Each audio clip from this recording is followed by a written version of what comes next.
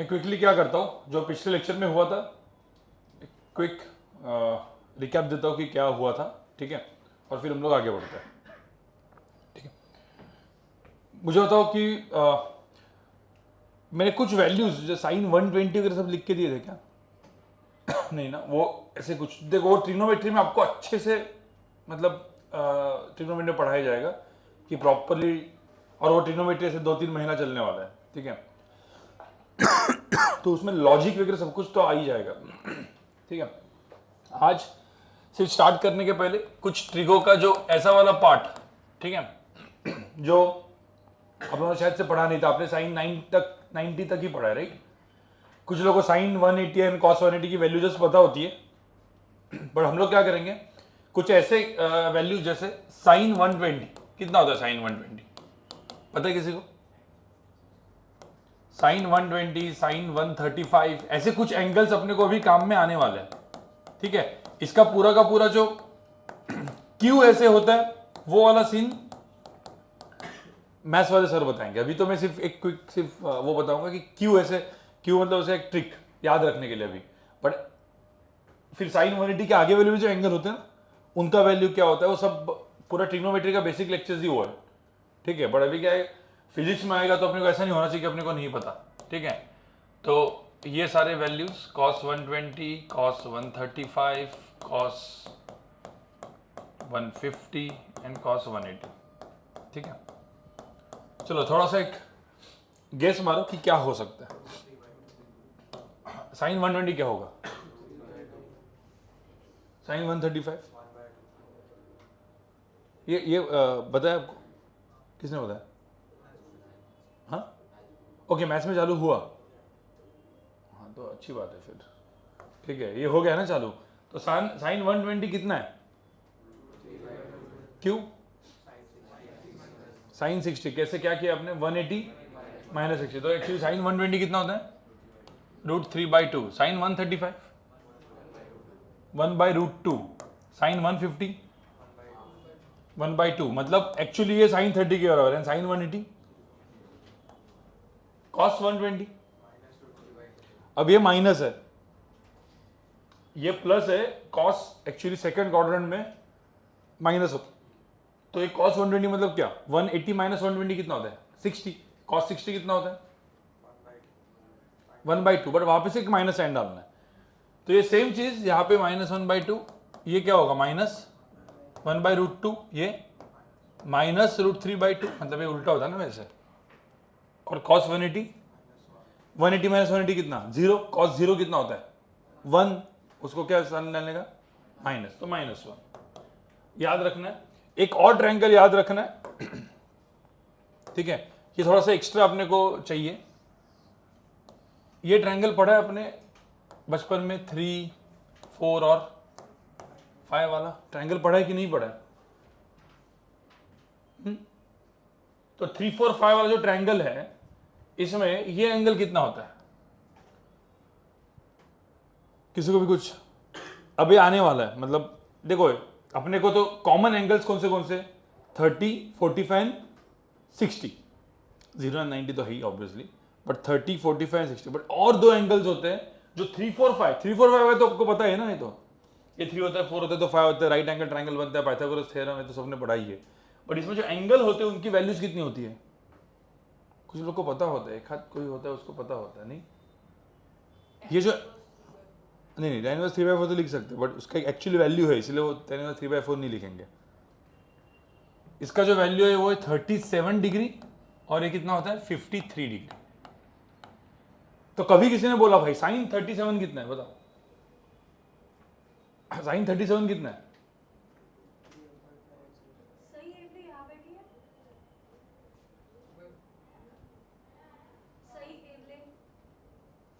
Sign 37 कितना है बताओ? 3/5। cos 37 4/5। तो अपन हम लोग कैसे याद रखते हैं साइन 30 = 1/2? अभी वो बचपन में रटा है ना अपने, तो कभी कभी वो बचपन में रटा है तो अपने को डायरेक्ट दिमाग में है। पर कभी किसी को चाहिए कि भाई साइन 37 कितना है, cos 53 कितना है, तो अभी उसको डायरेक्ट रटो मत, उसको क्या करो, ये ट्रायंगल रटो, दिमाग में रखो, एक ट्रायंगल दिमाग में रखो 3, 4, 5 वाला। आपको पता है जो छोटा लेंथ होता है उसके नीचे, इसके सामने वाला एंगल भी क्या होगा? छोटा ही होगा ना, ओके, नीट वाले नहीं है ना यहाँ पे, तो नीट जेई जी, हाँ नीट वाला उधर बैच है, ठीक है। और दोपहर का जो बैच है वो मतलब अलग बैच है वापस, वो भी जेई का ही बैच है, ठीक है। पर मुझे एक बात बताओ, अभी 3, 4 एंड 5 ये 37 डिग्री है, तो उसके सामने वाला क्या होगा 3, क्यों? क्योंकि वो एंगल छोटा है। 53 डिग्री का एंगल बड़ा है तो उसकी लेंथ भी क्या होगी, बड़ी होगी। तो ऐसा करके आप याद रख लो 3, 4, 5 का। तो किसी ने भी बोला चलो cos 53 बताओ, cos 53 क्विक 3/5, sin 53 4/5, cos 37 4/5, ऐसा करके याद रखो और फिर लिख दो। और बाकी जो sin 30 या cos 30 वो वैल्यूज तो आपने ऑलरेडी रटे हुए, उसमें भी क्या है ना 2 वैल्यूज याद रखने के। sin 30 1/2 होता है, तो बस इतना sin 30 1/2 याद रखा ना, तो sin 30 1/2 है तो cos 30 कितना होगा √3/2, उल्टा उसका। एंड sin 30 1/2 है तो sin 60 भी √3/2। ऐसा क्यों आप लोगों को डायरेक्टली, मतलब क्योंकि क्या है, देखो ये जो मैथ्स का वाला सीन आप छोड़ टेबल, बहुत सारे लोग को आदत है वो टेबल निकालने का। कोई भी क्वेश्चन आया और टेबल निकालो और टेबल के बाद रखो, कुछ नहीं, ये डायरेक्टली आपके दिमाग में होनी चाहिए। क्योंकि अपने को मैथ्स कैलकुलेशन वाला पार्ट है ना, वो जेई में इंपॉर्टेंट नहीं है, ध्यान में रखना। अभी तक आपने क्या किया, वो कैलकुलेशन सही करके सही आंसर निकालो, आंसर सही निकालना है, बट कैलकुलेशन पार्ट को कोई भी हम लोग भाव देंगे ही नहीं। भाव किसको देंगे, वो जो क्वेश्चन होता है ना उसमें करना क्या है वही आपको नहीं समझेगा, वो भी आपको वर्कशीट्स आएंगे। आज मैं आपको बुक्स के नाम भी बताऊंगा कि कौन से लेने हैं, ठीक है। रोशन सर का लेक्चर हुआ आपके ऊपर, उन्होंने बताया कुछ बुक्स के नाम, ठीक है। तो हम लोग ये कॉमनली ही नाम बताएंगे। जो एक तो बुक आपके पास अभी होना ही चाहिए, बाकी मॉड्यूल्स आपको मिले अभी तक नहीं, वो सब कुछ मिलेगा, ठीक है। मॉड्यूल्स यहाँ से मिलेंगे, वर्कशीट्स मिलेंगी। मतलब आपको कैसे होगा, बुक एक मॉड्यूल तो आपको फॉलो करते ही रहना है, मॉड्यूल के साथ साथ आपको एक रेफरेंस बुक होता है उसको फॉलो करना है, और वर्कशीट्स हम लोग यहाँ पे देते रहेंगे, ठीक है। तो पहले ट्रिग्नोमेट्री में ये वाला पार्ट नहीं, क्विकली लिखो जस्ट एक, क्योंकि ये अपने को काम में आने वाला है। ये लिख के हो गया ना आपका। अभी यहाँ पे देखो प्लीज, हम लोगों ने क्या पढ़ा था, ठीक है। लास्ट लेक्चर में क्या किया था अपन ने, अपने याद होगा स्केलर वेक्टर। तो वेक्टर क्या होता है, बेसिकली एरो होता है, ठीक है। जस्ट मुझे सिर्फ बताओ कि सपोज ये एक वेक्टर है और ये वेक्टर है। अब मैं ऐसे क्यों लिखता हूं, ये ए वेक्टर होगा, ये बी वेक्टर होगा। तो इन वेक्टर्स को क्या बोलते हैं हम लोग, कॉनकरेंट वेक्टर्स, क्योंकि दोनों का क्या है, टेल सेम है। और ये डायग्राम बाद में भी अपने को काम में आने, डायग्राम का नाम क्या था, मैंने कुछ बोला था, नहीं, हाँ इसको पैराग्राम भी बोलते हैं, कॉनकरेंट लॉ। बट ये डायग्राम जो है वो फिजिक्स में बहुत काम में आती है। तो मैंने एक वो वर्ड बोला था, शायद बोला था कि नहीं, मेरे को याद भी नहीं है। नहीं, मैंने बोला था कि जैसे ये बॉटल है, बाद में जाके जैसे बॉटल यहाँ पे अभी देखो, यहाँ पे ये बॉटल ऐसी रखी हुई है, इसके ऊपर कितने फोर्सेस लगने वाले हैं, बहुत सारे। उनका अपन नाम बोलेंगे जब न्यूटन लॉ ऑफ मोशन चालू होगा। तो नॉर्मल फोर्स, ग्रेविटी फोर्स, वो ये हवा जो है उसका फोर्स, फिर उसके बाद एक ये जो लाइट है उसका फोर्स, ये सारे फोर्सेस को यहाँ से ड्रॉ करेंगे। उस डायग्राम को हम लोग कुछ बोलते थे, उसको हम बोलते थे एफबीडी, फ्री बॉडी डायग्राम। ये बोला था वर्ड मैंने बोला था कि ये वर्ड काम में आएगा बाद में। आपको क्या बोलते हैं हम लोग, वापस बोलो, फ्री बॉडी डायग्राम, उसको एफबीडी बोलेंगे। और ये बहुत इंपॉर्टेंट वर्ड है भाई। तो इसका मुझे सपोज एफबीडी निकालना है, तो एफबीडी का एक तरीका होता है, सारे फोर्सेस को ड्रॉ कैसे करूंगा बताया मैं, एक ही पॉइंट से, सेंटर से, जिसको सेंटर ऑफ मास आपके इसमें था ना, centre of gravity, centre of mass, वो बॉडी का वो सेंटर की जहां से सारे फोर्सेस को ड्रॉ करेंगे अपन, ठीक है। तो ये सारा का सारा जो डायग्राम होगा उसमें सारे वेक्टर्स, जो भी एरोज होंगे उनका क्या सेम होगा, टेल। तो इसलिए ये डायग्राम इंपॉर्टेंट है, और इसको हम लोग बोलते हैं कॉनकरेंट, और इसी को हम लोग बोलते हैं पैराग्राम लॉ, ठीक है। अब मुझे तो इसका रिजल्टेंट निकालने का तरीका क्या था। अब यहाँ पे देखो, एकदम सिंपल सी बात है, एंगल कितना है, थीटा। तो क्या करते थे हम लोग, रिजल्टेंट कैसे ड्रॉ करते हैं, बी को क्या करते हैं, शिफ्ट। बट अपन ए को भी शिफ्ट कर सकते हैं। अब बी को शिफ्ट किया और ए को भी शिफ्ट किया, तो क्या बन गया यहाँ पे, इसलिए इसको पैराग्राम लॉ बोलते हैं। और फिर पैराग्राम का जो डायगोनल होता है उसी को हम लोग क्या बोलते हैं, रिजल्टेंट। तो रिजल्टेंट दो तरीके से लिखते हैं हम लोग। क्या होता है रिजल्टेंट, क्या होता है, are vector is equal to क्या, a प्लस बी या फिर b प्लस ए। अब दोनों में से कुछ भी लिख सकते हैं। b को शिफ्ट करेंगे तो मैंने सपोज b को ऐसे शिफ्ट किया तो ये क्या हो गया a प्लस बी, और इसको हम लोग क्या बोलते हैं, टेल हेड। टेल हेड, और फिर पहले का टेल लास्ट वाले का हेड ज्वाइन करेंगे तो ये कौन सा लॉ बनता है, ट्रायंगल लॉ। तो ये ट्रायंगल लॉ तो ध्यान में रखना, कभी भी रिजल्टेंट को ड्रॉ करना है तो किसकी जरूरत पड़ने वाली है, ट्रायंगल लॉ की। ट्रायंगल लॉ को ही हम लोग और एक कॉन्फ़िगरेशन बोलते हैं टेल हेड।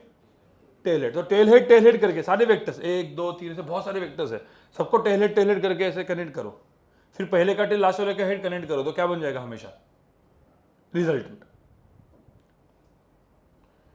अब तक हमने पिछले लेक्चर में सिर्फ 2 ही वेक्टर्स देखे थे, तो इसीलिए एक ट्रायंगल बन गया था ना ऐसे, ट्रायंगल लॉ।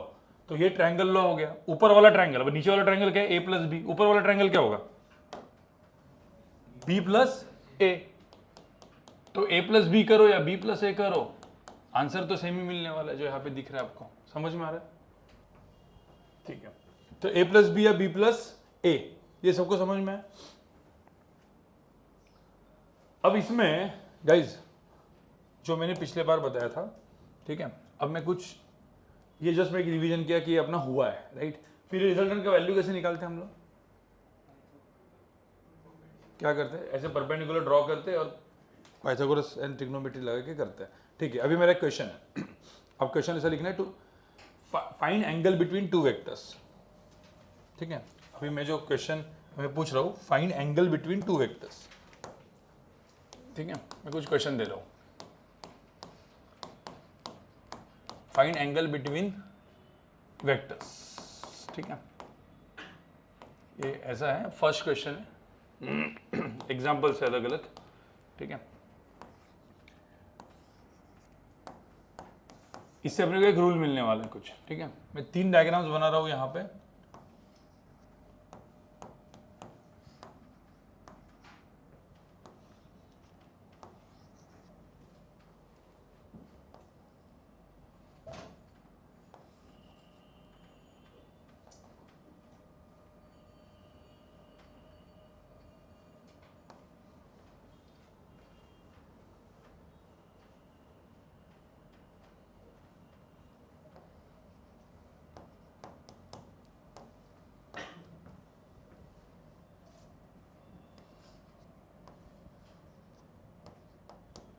ये 5 डायग्राम्स मैंने बनाई है यहाँ पे।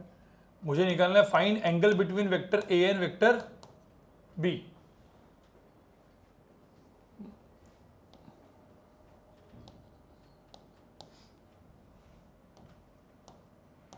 मुझे थीटा निकालना है सब क्वेश्चन में थीटा निकालना है। मुझे बताओ कि इसमें थीटा कितना होगा।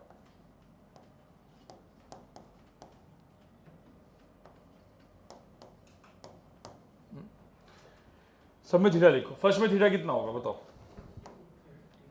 ठीक है। थीटा कितना है 50 डिग्री। दूसरे में थीटा कितना है 140। अब पंगा क्या है इसमें दोनों में क्या सेम है, टेल। अभी थीटा इधर 50 लिख रहा है, इधर थीटा कितना दिख रहा है एक्चुअली 40। तो आपने 40 लिख दिया, तो जैसे आप 40 डिग्री लिखोगे आपको पता है आपका आंसर क्या हो जाएगा, गलत। क्यों, क्या फर्क है इसमें, यहां पे क्या है कौन करंट, यहां पे क्या है टेल हेड। टेल हेड मतलब टेल हेड में जो एंगल दिखता है वो एंगल सही नहीं होता। मतलब मैंने बोला angle between vector A and B 40 degree, किसी ने बोला, ऐसा क्वेश्चन है, ये डायग्राम आया सब वो जेई में, और बोला कि angle between vector A and B बताओ, आप क्या लिख के आओगे, जो दिख रहा है ना कितना 40, और आपका आंसर क्या हो जाएगा गलत। तो एंगल फाइंड आउट करने के लिए सबसे पहला रूल, एंगल फाइंड आउट करने के लिए वेक्टर्स क्या होने चाहिए, कॉन्करेंट। मतलब ये जो बी वेक्टर को कहां पे शिफ्ट करूंगा मैं, इधर शिफ्ट करूंगा। तो मतलब क्योंकि आपको तो पता है ना vectors, I can move vector parallelly anywhere, it remains the same. तो भाई मैं बी को ऐसे शिफ्ट करूंगा, तो मुझे तो मैं बी को ऐसे शिफ्ट किया और मैं बी को यहां पे ऐसे लेके गया, ये 40 डिग्री है, तो ये एंगल कितना हुआ भाई, सब लोग लेक्चर में थे ना पिछले, कोई था कि नहीं था जो, हाँ था ना। तो जो, तो इसका थीटा कितना, कैसे निकालोगे थीटा, फिर बताओ थीटा क्या क्या होगा, इन दोनों का एडिशन कितना होता है 180, तो 180 माइनस 40 कितना हुआ आंसर, कितना है 140 डिग्री। तो ये मेरा राइट आंसर है, समझ में आ रहा है। हाँ चलो, अब ये 2 का बताया, अभी बाकी बताओ कि कितना होगा आंसर। ओके हो गया गाइस इसका आंसर। इसमें थीटा कितना है 120 डिग्री जो है वो, क्यों, क्योंकि ऑलरेडी ये क्या है कॉन्करेंट ना, इसमें क्यों 30, क्योंकि टेल हेड कॉन्करेंट नहीं है, तो पहले क्या बनाना पड़ेगा, तो कॉन्करेंट बनाना पड़ेगा। बी को पहले शिफ्ट करूंगा मैं, ऐसे बी को शिफ्ट करूंगा, फिर यहाँ पे जो एंगल है वो टेल हेड, तो ये 150 हो गया, तो ये कितना हुआ 30 डिग्री। कैसे 180 माइनस 150, भाई सबको आ रहा है ना समझ में, ये कितना है 180, क्योंकि ऑलरेडी क्या है कॉन्करेंट है, तो थीटा की वैल्यू कितनी हो जाएगी डायरेक्टली, कितनी 180 डिग्री। तो मतलब रूल क्या बना, if you want to find angle between two vectors the vector should be what concurrent. तो एक स्टेटमेंट लिख के रखो, to find angle between any two vectors the vector should always be concurrent. To find angle between two vectors the vector should be concurrent.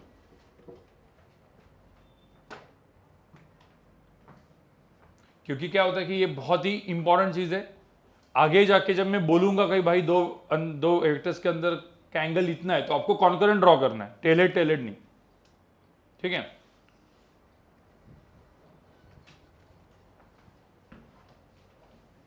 To find angle between two vectors the vector should be concurrent, ठीक है। अब यहां पे simple सी बात है कि ये आपको समझ में आया सबने, तो आपको समझ में कॉन्करेंट का इंपॉर्टेंस क्या है, 2 जगह पे इंपॉर्टेंस है। डायरेक्टली जो एफबीडी आएगी उसमें वेक्टर्स क्या ड्रॉ करेंगे अपन कॉन्करेंट, मतलब फिजिक्स में पूरा का पूरा कॉन्करेंट ही यूज होने वाला है। और एंगल दिखाना है तो भी वेक्टर्स क्या ड्रॉ करना पड़ता है कॉन्करेंट। उसके वजह से अपने को कॉन्करेंट वेक्टर्स मतलब पैराग्राम लॉ पढ़ना इंपॉर्टेंट, नहीं तो सिर्फ ट्रायंगल लॉ से ही काम हो जाता।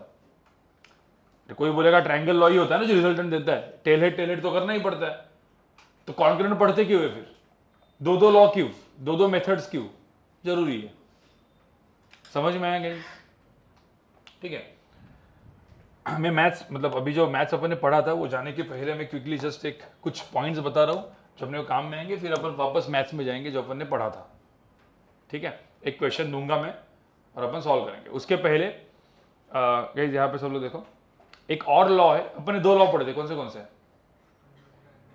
Triangle law and पैराग्राम law. एक और लॉ होता है जिसको हम लोग बोलते हैं पॉलीगॉन लॉ। अब पॉलीगॉन लॉ है क्या मैं आपको बताता हूं, ठीक है, जस्ट बता के रख रहा हूं क्या है। 2 वेक्टर्स को थोड़ी ऐड करने वाले, वेक्टर्स कितने हो सकते हैं, अरे बॉटल के ऊपर कितने फोर्सेस लग सकते हैं, इनफाइनाइट ना, 2 3 4 5। अभी कितने वेक्टर्स की बात करें अपन 2, पर ऐसा बोल सकते कि भाई इसके ऊपर यहाँ मैग्नेटिक फील्ड, इधर 5 मैग्नेटिक फील्ड है, अलग अलग 5 मैग्नेट्स रखे मैंने, 5 मैग्नेटिक फील्ड है, बोले कि नेट मैग्नेटिक फील्ड बताओ, कुछ भी हो सकता है राइट। तो लेट्स से मैं एक एग्जांपल लेता हूं, मैं अभी देखो बाद में फिजिक्स में अपन F1 F2 velocity V1 V2 या मैग्नेटिक फील्ड B1 B2 ये सब टर्म्स यूज करेंगे, उनके यूनिट्स यूज करेंगे। अभी के लिए हम क्या यूज करते हैं ABCD, ठीक है ना, क्योंकि कोई फिजिक्स का अपन कोई क्वांटिटी नहीं लेके आ रहे, तो अभी सिर्फ ABCD यूज करता हूं मैं। तो मेरे पास अभी सभी वेक्टर्स है, जैसे मैंने एक वेक्टर दिया A, दूसरा वेक्टर दिया B, तीसरा वेक्टर दिया C और D। चलो 4 वेक्टर्स है यहाँ पे। अभी सारे के सारे कहां से, तो डायग्राम कौन सा है कॉन्करेंट। अब मुझे A plus B plus C plus D चाहिए, A plus B plus C plus D चाहिए, तो उससे क्या मिलेगा मुझे रिजल्ट। तो रिजल्ट को ड्रॉ करके बताओ क्या करोगे, कैसे करोगे। हाँ तो आइदर आप एक कैसे होते, A प्लस B का पहले रिजल्ट फाइंड आउट करो, फिर ये 4 के कितने हो गए 3, फिर वो और वो इनका रिजल्टेंट फाइंड आउट करो, कितने हो गए 2। या फिर डायरेक्टली मेथड कौन सा, A plus B plus C plus D। मतलब अब फाइंड आउट करने का सबसे सिंपल तरीका होता है A को मूव करो, B को मूव करो और कैसा डायग्राम ड्रॉ करो, टेल हेड। तो टेल हेड ड्रॉ करते जाओ, ठीक है। मैं काम करता हूँ, यहाँ पे ड्रॉ करूँ क्या मैं, मतलब अलग से डायग्राम में बना सकता हूँ मैं पूरा A plus B plus C plus D, या फिर मैं यहाँ पे A को इधर ही रखता हूँ, B को कहाँ पे शिफ्ट करूंगा मैं, तो B को शिफ्ट किया। अब एक्चुअली दो वेक्टर्स के टाइम में सिर्फ दो ही वेक्टर थे, तो एक ही को शिफ्ट करते रिजल्टेंट ड्रॉ कर देते थे। अभी क्या करना पड़ेगा, सी को भी शिफ्ट करना पड़ेगा। सी को शिफ्ट करूंगा ऐसे, पैरेलली शिफ्ट करेंगे। क्या दिख रहा है यहाँ पे, कॉन्फ़िगरेशन कैसा है, tail head tail head tail head. फिर किसको शिफ्ट करूंगा मैं, डी को शिफ्ट करूंगा ऐसे। सबको समझ में आ रहा है? और फिर क्या करेंगे, पहले का टेल, लास्ट वाले का हेड, ये जो हो गया ये क्या हो गया, रिजल्टेंट। अब यहां पे ऐसे डायग्राम को क्या बोलेंगे हम, पॉली, क्योंकि कितने भी हो सकते हैं ना, 5 6 7 8 कितने वेक्टर्स हो सकते हैं। तो हम कोई ऐसा कुछ बोलेंगे नहीं कि भाई ये पेंटागन है, हेक्सागन है, ऐसा कुछ नहीं बोलेंगे। अभी तो 5 है, अभी 6 भी हो सकता है, 7 भी हो सकता है, राइट। तो सिंपल सी बात है, तो इसको हम लोग बोलेंगे polygon law of vector addition. तो इतना तो समझ में है कि रिजल्टेंट को ड्रॉ करने का तरीका क्या है, टेल हेड। सारे वेक्टर्स को कैसे फॉर्म में लिखने का, टेल हेड फॉर्म में लिखने का। एक्चुअली फिजिक्स में बन के दिखा के क्या आएगा पहले, कॉन्करेंट। क्यों, क्योंकि फिजिक्स में जो कौन सी डायग्राम बोली थी मैंने, फ्री बॉडी डायग्राम जब बन के आएगी तो वहां पे सारे के सारे वेक्टर्स कैसे होंगे, कॉन्करेंट। बट डायरेक्टली वहां पे रिजल्टेंट ड्रॉ नहीं कर सकते। रिजल्टेंट ड्रॉ करने के लिए जरूरत किसकी पड़ती है, शिफ्ट करके ABCD करके अपने को रिजल्टेंट ड्रॉ करना पड़ता है। भाई समझ में आया? अब कोई बोलेगा सर यहाँ पे A + B + C + D है, ऐसा हो सकता है क्या, A + C + B + D कर सकते हैं ना यार, A + D +। अब कोई भी डायग्राम ड्रॉ करो, चलो पहले आपको किसको ड्रॉ करना है, पहले किसको ऐड करना है बताओ, इनमें से पहले किसको लेना है, A + B + C + D में आपको क्या लेना है। चलो पहले मैं B लेता हूं, मैं एक डायग्राम ड्रॉ करके दिखाता हूं आपको। देखो एकदम सही डायग्राम ड्रॉ किया तो रिजल्टेंट हमेशा यही आएगा। पहले B को शिफ्ट करते, ठीक है, इधर मैं अलग डायग्राम बनाता हूं, मैंने B को शिफ्ट किया। अब उसके बाद बताओ किसको शिफ्ट करना है, B + A करते हैं तो B, फिर किसको शिफ्ट किया मैंने, A को। कभी भी ऐड करना है तो क्या लिखने का, टेल हेड, तो A को शिफ्ट किया। अब बताओ किसको शिफ्ट करना है, बताओ, B + A हो गया। अब चलो D को करते हैं, तो D को यहां पे ऐसा रखे, ऐसा करते हैं D, ठीक है D। अब इसके बाद बचा कौन सा, C। तो C थोड़ा सा ऐसा है ना, तो ऐसा लेके, सबको समझ में आए? अब रिजल्ट कैसे ड्रॉ करेंगे बताओ, पहले का टेल, लास्ट वाले का हेड। तो बस यहां से ऐसे रिजल्ट ड्रॉ करना है। एक मिनट, मुझे बताओ सबको समझ में आए? अब आप देखोगे ये रिजल्टेंट दोनों देखेंगे क्या, पैरेलली सेम ही है वो, बस वहां से वहां पे शिफ्ट किया। तो यहां पे मैंने कैसे लिखा, रिजल्ट को लिखा क्या, B + A + D + C। तो आपके तो ऐसे बहुत सारे कॉम्बिनेशन हो सकते हैं, वो तो परम्यूटेशन कॉम्बिनेशन करके चैप्टर उसमें पढ़ा होगा, कितने कॉम्बिनेशन ऐसे हो सकते हैं। बट सबके डायग्राम क्या होंगे, नहीं, बट सबके डायग्राम अलग दिखेंगे, बट रिजल्टेंट क्या होगा, सेम। क्योंकि रिजल्टेंट तो भाई वेक्टर है, रिजल्टेंट सेम होने वाला, तो उसकी डायरेक्शन भी सेम होने वाला और मैग्नीट्यूड भी। अब तुमको पता चलेगा बाद में कि ये मैथमेटिकली इसको मुझे इजी करना है तो क्या करना पड़ता है, वो थर्ड लेक्चर है। आज हम लोग सिर्फ 2 वेक्टर्स को ऐड करेंगे, उसके अलग अलग कॉम्बिनेशन देखेंगे। बट 3 वेक्टर्स को, 4 वेक्टर्स को, 5 वेक्टर्स को ऐड करना है तो अपने को एक तरीका ढूंढना पड़ेगा, उसका नाम अभी लिख के बोल के रखता हूं, कंपोनेंट्स करके, कंपोनेंट मेथड बोलते हैं उसको। तो कंपोनेंट करके कुछ आएगा, उसमें भी ट्रिग्नोमेट्री पाइथागोरस ही है। उससे बड़े बड़े जो क्वेश्चंस होते हैं ना, ऐसे सॉल्व कर दोगे आप, ठीक है। ये मैं जस्ट थ्योरी बता रहा हूँ, फिर अपन स्टार्ट करते हैं कल का लेक्चर, आज का लेक्चर। ये तो जस्ट मैं कुछ चीजें हैं जो आपको पता होनी चाहिए। तो आज से अभी तक आपको क्या पता चला, 2 चीजें पता चली। क्या, कोई भी वेक्टर्स को ऐड करना है तो वेक्टर्स को कौन से कॉन्फ़िगरेशन में करना पड़ता है, टेल हेड और पहले का टेल, लास्ट वाले का हेड कंबाइन करो। 2 वेक्टर्स होंगे तो ट्रायंगल लॉ या पैराग्राम लॉ बोलेंगे, 2 से ज्यादा वेक्टर्स होंगे तो क्या बोलेंगे, पॉलीगॉन लॉ। ये टर्मिनोलॉजी क्लियर हो गई, ठीक है। अब कैसे करना है तो आपको दिख गया यहां पे क्या करना है, ठीक है। अब जो इसने बोला था जैसे पहले A + B करो, तो आप देखोगे ना ये A + B, तो वेक्टर क्या बनेगा, ये है ना। फिर ये वेक्टर प्लस C वेक्टर, देखिए ये दोनों का कॉम्बिनेशन प्लस C वेक्टर, देखो ना सेम ही चीज दिख रहा है। तो बेसिकली पॉलीगॉन लॉ भी क्या, मल्टीपल क्या बन रहा है, ट्रायंगल्स ही बन रहे हैं ना। अरे आप एक्चुअली देखोगे ये एक ट्रायंगल बना, फिर ये और ये ट्रायंगल बना, फिर ये और ये ट्रायंगल बना, तो कितने बार ट्रायंगल बने, 3 ना, 3 ट्रायंगल लॉ से बन गया बेसिकली। तो इन शॉर्ट पॉलीगॉन लॉ भी क्या है, मल्टीपल ट्रायंगल्स ही है। जैसे पैराग्राम में 2 ट्रायंगल थे, यहाँ पे 1 2 3 ऐसे 3 ट्रायंगल बने, राइट? अरे समझ में आ रहा है कि नहीं? ठीक है, तो इसको लिखो एक बार, जस्ट पॉलीगॉन लॉ करके लिखो। और हम लोग जाते कल अभी मैथ्स में, ये थोड़ा सा थ्योरी टाइप का चीज था।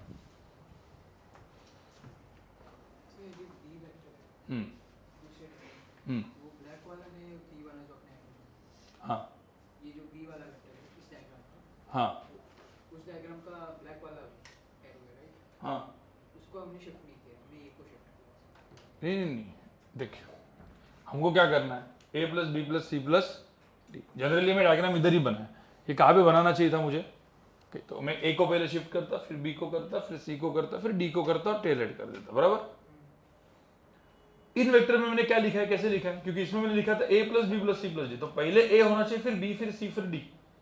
यहाँ पे पहले क्या होना चाहिए? b, फिर उसके बाद a। तो पहले b है, मतलब पहले b को क्या करूंगा मैं? शिफ्ट। फिर किसको शिफ्ट करूंगा? a को, फिर b को, और फिर c को। और सबको कैसे रखा मैंने? Tail head tail head tail head tail head, ठीक है? और ये सब केसेस में ट्रायंगल आएगा, ट्रायंगल इसका ही फॉर्मेशन होगा ना? हाँ, ट्रायंगल्स का ही होगा ना हमें। देखो अभी दो को कंबाइन करूंगा तो b प्लस a क्या हो गया? ये वेक्टर ना, ट्रायंगल ही हो गया। फिर ये और d वेक्टर ट्रायंगल ही हो गया वापस। तो हमेशा ट्रायंगल ट्रायंगल ही बनते जाएंगे।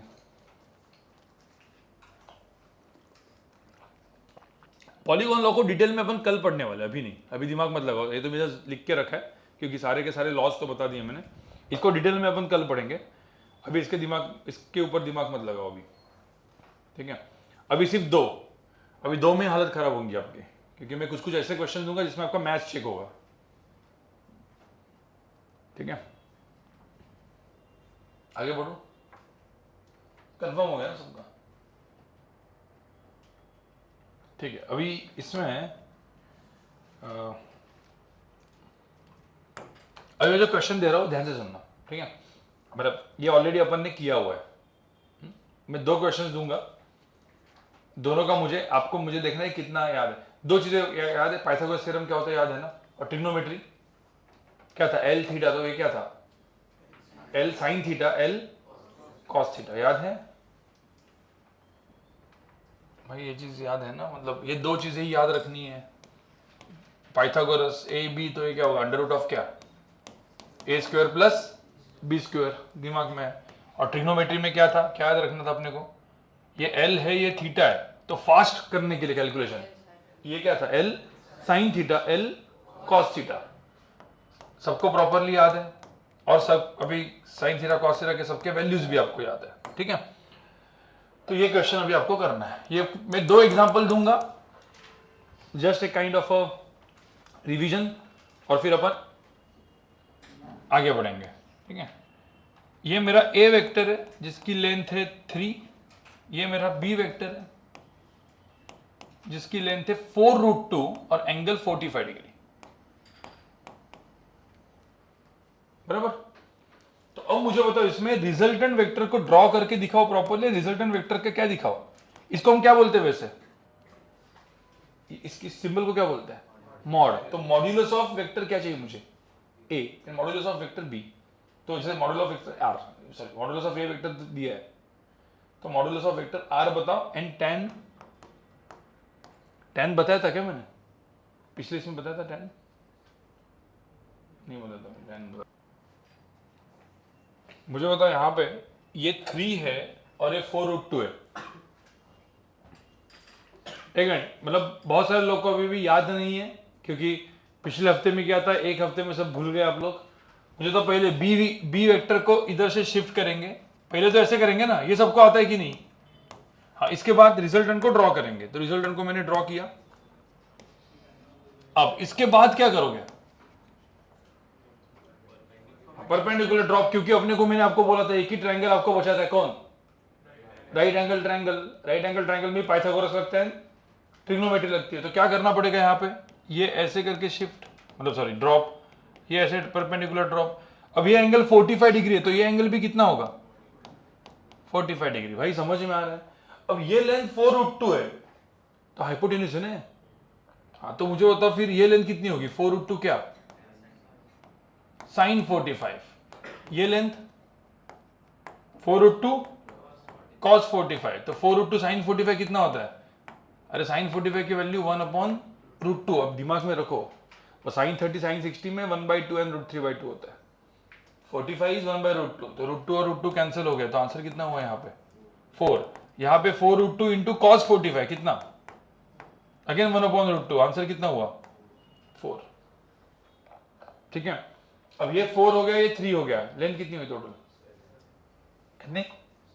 7, तो ये लेंथ होगी 7।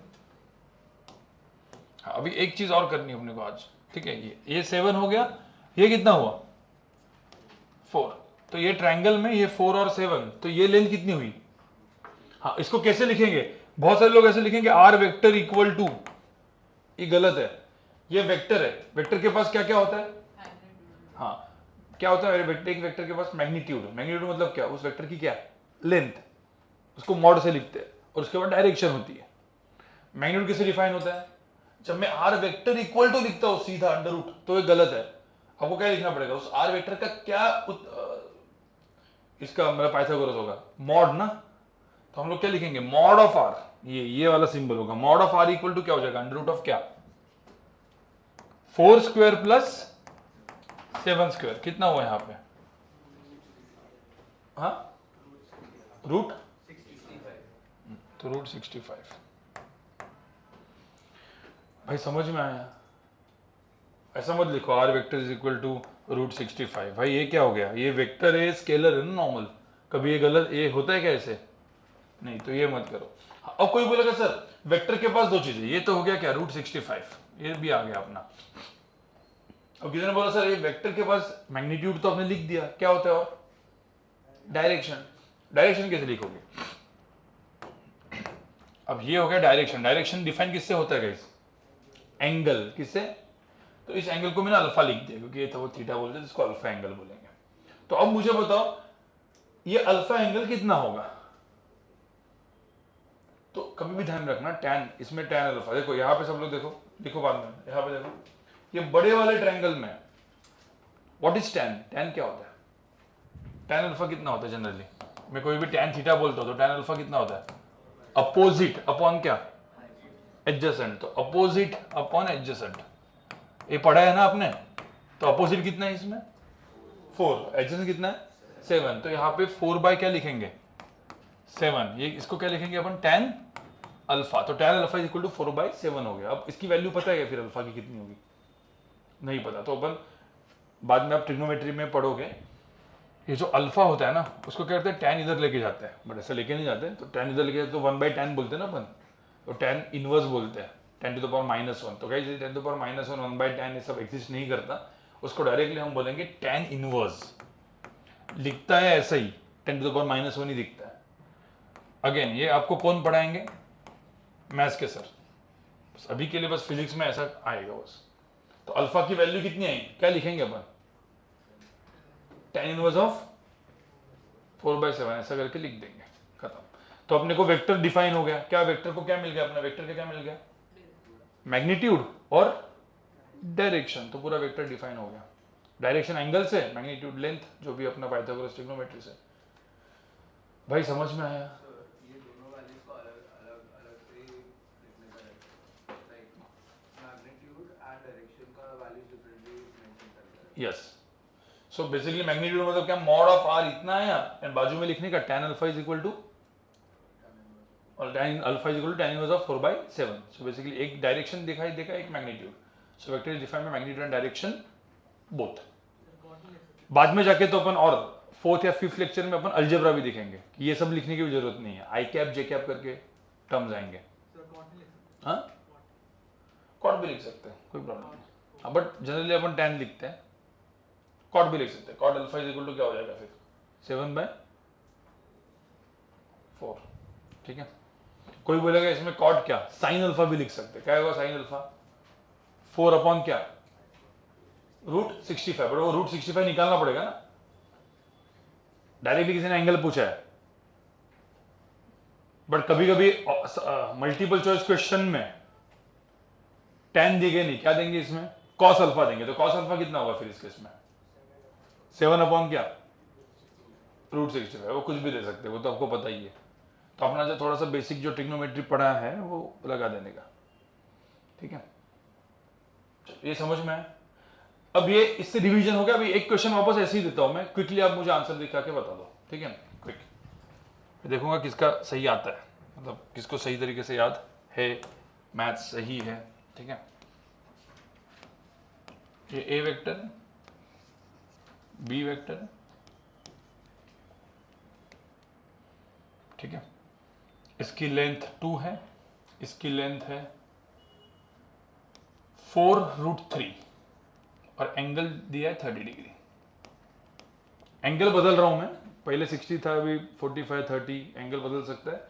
अब मुझे बताओ इस केस में रिजल्टेंट का मैग्नीट्यूड कितना होगा एंड tan अल्फा कितना होगा। चलो दोनों चीजें बताओ फटाफट। एक 2 मिनट का मैं एक बेस आपको बता रहा हूं गाइस। आईजी स्टूडेंट्स सब लोग, नहीं इवन आईजी के आईसीएसई वाले सब लोग यहां पे देखो।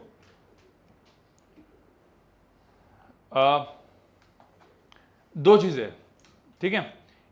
ये मैं अलग से आपके ऊपर ना 3 फाउंडेशन लेक्चर्स मैथ्स के रहेंगे जो ये बेसिक कैलकुलेशन आपको बताएंगे, वो तो अटेंड करने ही करना है। बट मैं अभी यहां पे जो बता रहा हूं वो भी ध्यान से सुनना। मुझे एक सिंपल सी बात बताओ, ठीक है। मैंने बोला 2√3 का स्क्वायर कितना होगा, कैसे निकालते हो आप 2√3 का स्क्वायर? नहीं मतलब 2√3 का स्क्वायर जो है उसमें क्या करना होता है, 2 का स्क्वायर एंड √3 का स्क्वायर। तो कभी भी ध्यान में रखना √3 का स्क्वायर का मतलब क्या है, √3 इंटू √3, √3 इंटू √3 कितना होता है 3। अब किसी ने बोला सर √3 इंटू √2 ये कितना होता है, √3 √2 कितना होता है, तो यहाँ पे 3 इंटू 2 6 करने का, तो इन शॉर्ट क्या होगा रूट इंटू √6 ना। यहाँ पे भी क्या हुआ √3 इंटू 3 कितना 9, तो √9 कितना होता है 3, क्योंकि √9 इज 3, तो इसीलिए वो ये आया। अब यहाँ पे देखो 2√3 का स्क्वायर करते हो तो 2 का स्क्वायर अलग से करना है 4 और √3 का स्क्वायर कितना हुआ 3, तो आंसर कितना हुआ 12। समझ आ रहा है भाई जितने भी लोग जो कैलकुलेशन में जिनका, मुझे बताओ 4√2 का स्क्वायर कितना होगा, 4√2 का स्क्वायर नहीं ये लग रहा है पीछे, 4√2 का स्क्वायर कितना होगा, 4 का स्क्वायर कितना है 16, √2 का स्क्वायर 2, तो 16 इंटू 2 32, ठीक है। तो ये 32 आ गया डायरेक्टली आंसर, राइट। अब कभी किसी ने ऐसा बोला 2 + 5√3, भाई ये एडिशन होगा क्या, ये डायरेक्टली एडिशन नहीं होता है, मतलब ये दिमाग में रखो, डायरेक्ट एडिशन नहीं होगा, ये बस 2 + 5√3 वो ऐसे ही रहेगा, ठीक है। 2√3 + 5√3 क्या ये एडिशन होगा, क्योंकि ये √3 है ना, तो इसको कॉमन लिया जा सकता है, तो 2 + 5 कितना हुआ 7, तो ये कहा ये कितना होगा 7√3 होगा। समझ में आ रहा है, ठीक है। किसी ने बोला भाई 3/2√3 क्या होगा, इसका आंसर बताओ। हाँ, अब 3/√3 कितना होता है, 3 क्या होता है √3 इंटू √3 ना, तो एक √3 क्या हो गया कैंसिल, तो इसी को हम लोग क्या लिख सकते हैं, ऊपर 3 की जगह √3 इंटू √3 करो, कैंसिल करेंगे तो आंसर क्या आएगा √3/2, ये आंसर होगा ना इसका। तो ये सारा एकदम बेसिक मैथ से जो एक्चुअली बचपन से पढ़ता है, 7th स्टैंडर्ड का है, 6th 7th 8th स्टैंडर्ड का, बट आप लोग को खास करके जितने भी आईजी स्टूडेंट्स हैं उनको तो कैलकुलेशन में थोड़ा सा भाई आपको सही होना पड़ेगा, ठीक है, और वो अलग से आपको करना है, ठीक है। और ये अभी ही कर लो, ये आगे के 1.5-2 महीने में, और फास्ट कैलकुलेशन मेंटल में मल्टीप्लिकेशन वगैरह फास्ट होना चाहिए आपका, ठीक है, नहीं तो बाद में जाके तकलीफ देता है वो, बाद में मतलब क्या पूरे लाइफ में ही तकलीफ देता है, ठीक है। एक मिनट, तो यहाँ पे बताओ क्या करोगे अपन, पहले क्या करेंगे, बी को क्या करेंगे शिफ्ट, तो पहले बी को शिफ्ट किया, ये क्या हो गया 4√3, फिर क्या किया अपन ने रिजल्टेंट को ऐसे करके ड्रॉ किया, फिर इसके बाद ये एक और ये एक परपेंडिकुलर ड्रॉप किया, एंगल 30, तो एंगल भी कितना 30, तो ये कितना हुआ 4√3 क्या हाँ इंटू साइन 30, और ये 4√3 cos 30। भाई इतना तो आपने सबने लिखा, बट इसके बाद कुछ कुछ लोग जो इनका कैलकुलेशन सही नहीं है। 4√3 इंटू हाफ कितना हुआ? 2√3। ये 4√3 इंटू, देखो 4√3 इंटू √3/2 कितना हुआ? √3 इंटू √3 कितना? 3। तो 4 सीधा 12/2 कितना? 6। तो इसका आंसर कितना है? 6। तो 6 + 2 कितना हुआ यहाँ पे? 8। तो यहाँ पे फाइनली जो मैं आंसर लिखूंगा, ठीक है, ये पार्ट 8 था और ये पार्ट कितना था? 2√3। तो इसकी रिजल्टेंट क्या होगा? अंडर रूट ऑफ क्या? Under root of 8 square plus, तो आंसर कितना? अंडर रूट ऑफ 64 प्लस 12, तो अंडर रूट ऑफ 76। और किसने बोला tan अल्फा कितना है? ये अल्फा अपन लिखेंगे तो 2√3 अपॉन क्या? समझ में आ रहा है? तो tan अल्फा क्या होगा? 2√3 अपॉन क्या? 8। तो √3 अपॉन क्या? 4। भाई समझ में आया? तो अल्फा कितना हुआ? tan inverse of √3 upon 4। सबको समझ में आया? भाई क्लियर हो गया कि नहीं हुआ? ठीक है, तो ये मतलब वेक्टर एडिशन आपको आ गया, दो वेक्टर्स को कैसे ऐड करना है। बट दो वेक्टर के अंदर का एंगल यहाँ पे कितना है? एक्यूट एंगल है ना, ऑब्ट्यूज भी हो सकता है, 90 हो सकता है। 90 होगा तो क्या होगा भाई? सीधा पाइथागोरस, वो तो एकदम सिंपल है। ऑब्ट्यूज होगा तो क्या होगा? उसके पहले अपन एक काम करते हैं, एक क्विक हम लोग यहां पे हम लोग एक अभी पहले तो फॉर्मूला मैंने जो पिछले बार दिया था वो क्विकली डिराइव कर लेते हैं। आप भी लोग फटाफट डिराइव करो, मुझे आपको मैं 4-5 मिनट दे रहा हूँ। मैंने आपको पिछले बार डेरिवेशन के लिए दिया था, ठीक है, बट आप लोग वापस डिराइव करो। इसका हुआ हुआ कोई प्रॉब्लम नहीं है, वापस फटाफट डिराइव करो पूरा फॉर्मूला, ठीक है। ये मेरा वेक्टर ए है, ये मेरा वेक्टर बी है, ये लिखो ऐसे, एंगल थीटा है। और ये अभी फॉर्मूला लिख के रखना है क्योंकि ये पूरे 2 साल में काम में आने वाला है, 2 साल तक। ये लेंथ ए लेंथ बी है, एंगल थीटा है। तो यहां पे बोला है मुझे फाइंड द मैग्नीट्यूड ऑफ क्या? आर, रिजल्टेंट वेक्टर का मैग्नीट्यूड बताओ, और tan अल्फा बताओ। ड्रॉ करो और बोलो फॉर्मूला डेरिवेशन करके लिखो, और फॉर्मूला डेरिवेशन आप खुद करोगे। शायद आईजी वालों को एक चीज नहीं पता होती, ये आपने पढ़ी है क्या? Sign square theta plus cos square theta कितना होता है भाई? कितना होता है? 1। पता है क्या ये चीज? नहीं, ये ट्रिग्नोमेट्री आइडेंटिटी होती है जो आई थिंक आप लोगों को कब थी? 9th में ना, 9th एंड 10th दोनों में है। तो ये sine square theta plus cos square equal to क्या होता है? 1। अब ये मैंने आपको बता दिया है, अभी ये डेरिवेशन करो जरा।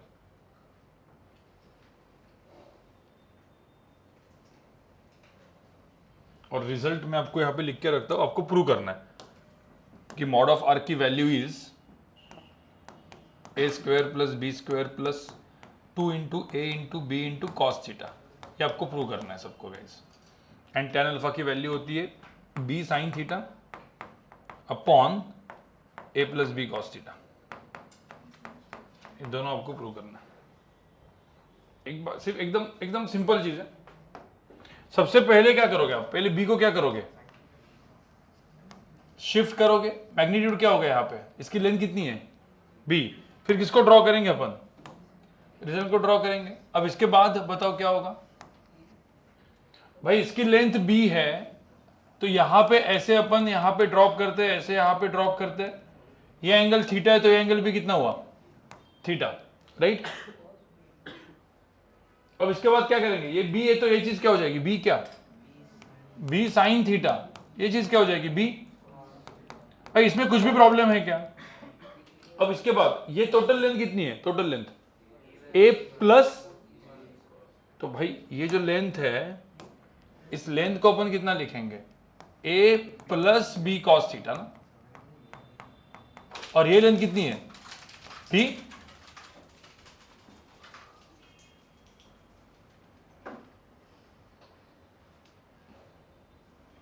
भाई अभी ढूंढे ढूंढे तेरी क्या गिर गया? कुछ मोती वीती लाएगे?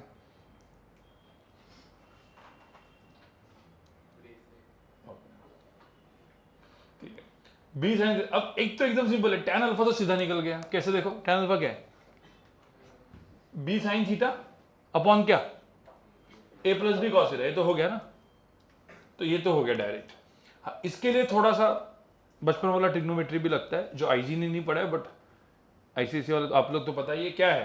रिजल्टेंट क्या होगा यहाँ पे, मैग्नीट्यूड ऑफ आर क्या हो जाएगा, अंडर रूट ऑफ क्या, ए plus B cos theta the whole square plus B sine theta the whole square. मतलब लगाया तो अपने ट्रिग्नोमेट्री पाइथागोरस ही है। A plus B cos theta का होल स्क्वायर कितना होता है, हाँ अब ये भी पढ़ा होगा आपने, A plus B the whole square क्या होता है, A square plus B square plus 2ab ना, पढ़ा है कि नहीं।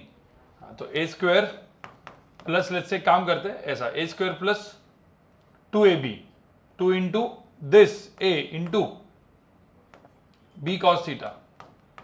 अरे समझ आ रहा है, फिर इसका स्क्वायर बी कॉस थीटा का स्क्वायर कितना होता है, आईजी लोग भाई यहां पे सुनो, बी कॉस थीटा का स्क्वायर अपने को ऐसा लिखना है तो क्या लिखेंगे, बी स्क्वायर कॉस स्क्वायर, यही तो करते हैं, 2√3 का स्क्वायर क्या, 2 स्क्वायर √3 का स्क्वायर, तो ये इसमें क्या है, बी स्क्वायर और क्या कॉस थीटा का स्क्वायर, उसको क्या लिखेंगे, कॉस स्क्वायर थीटा। अरे यही लिखते हैं ना, तो basically a square plus 2 into this plus B cos theta का स्क्वायर कितना हुआ, बी स्क्वायर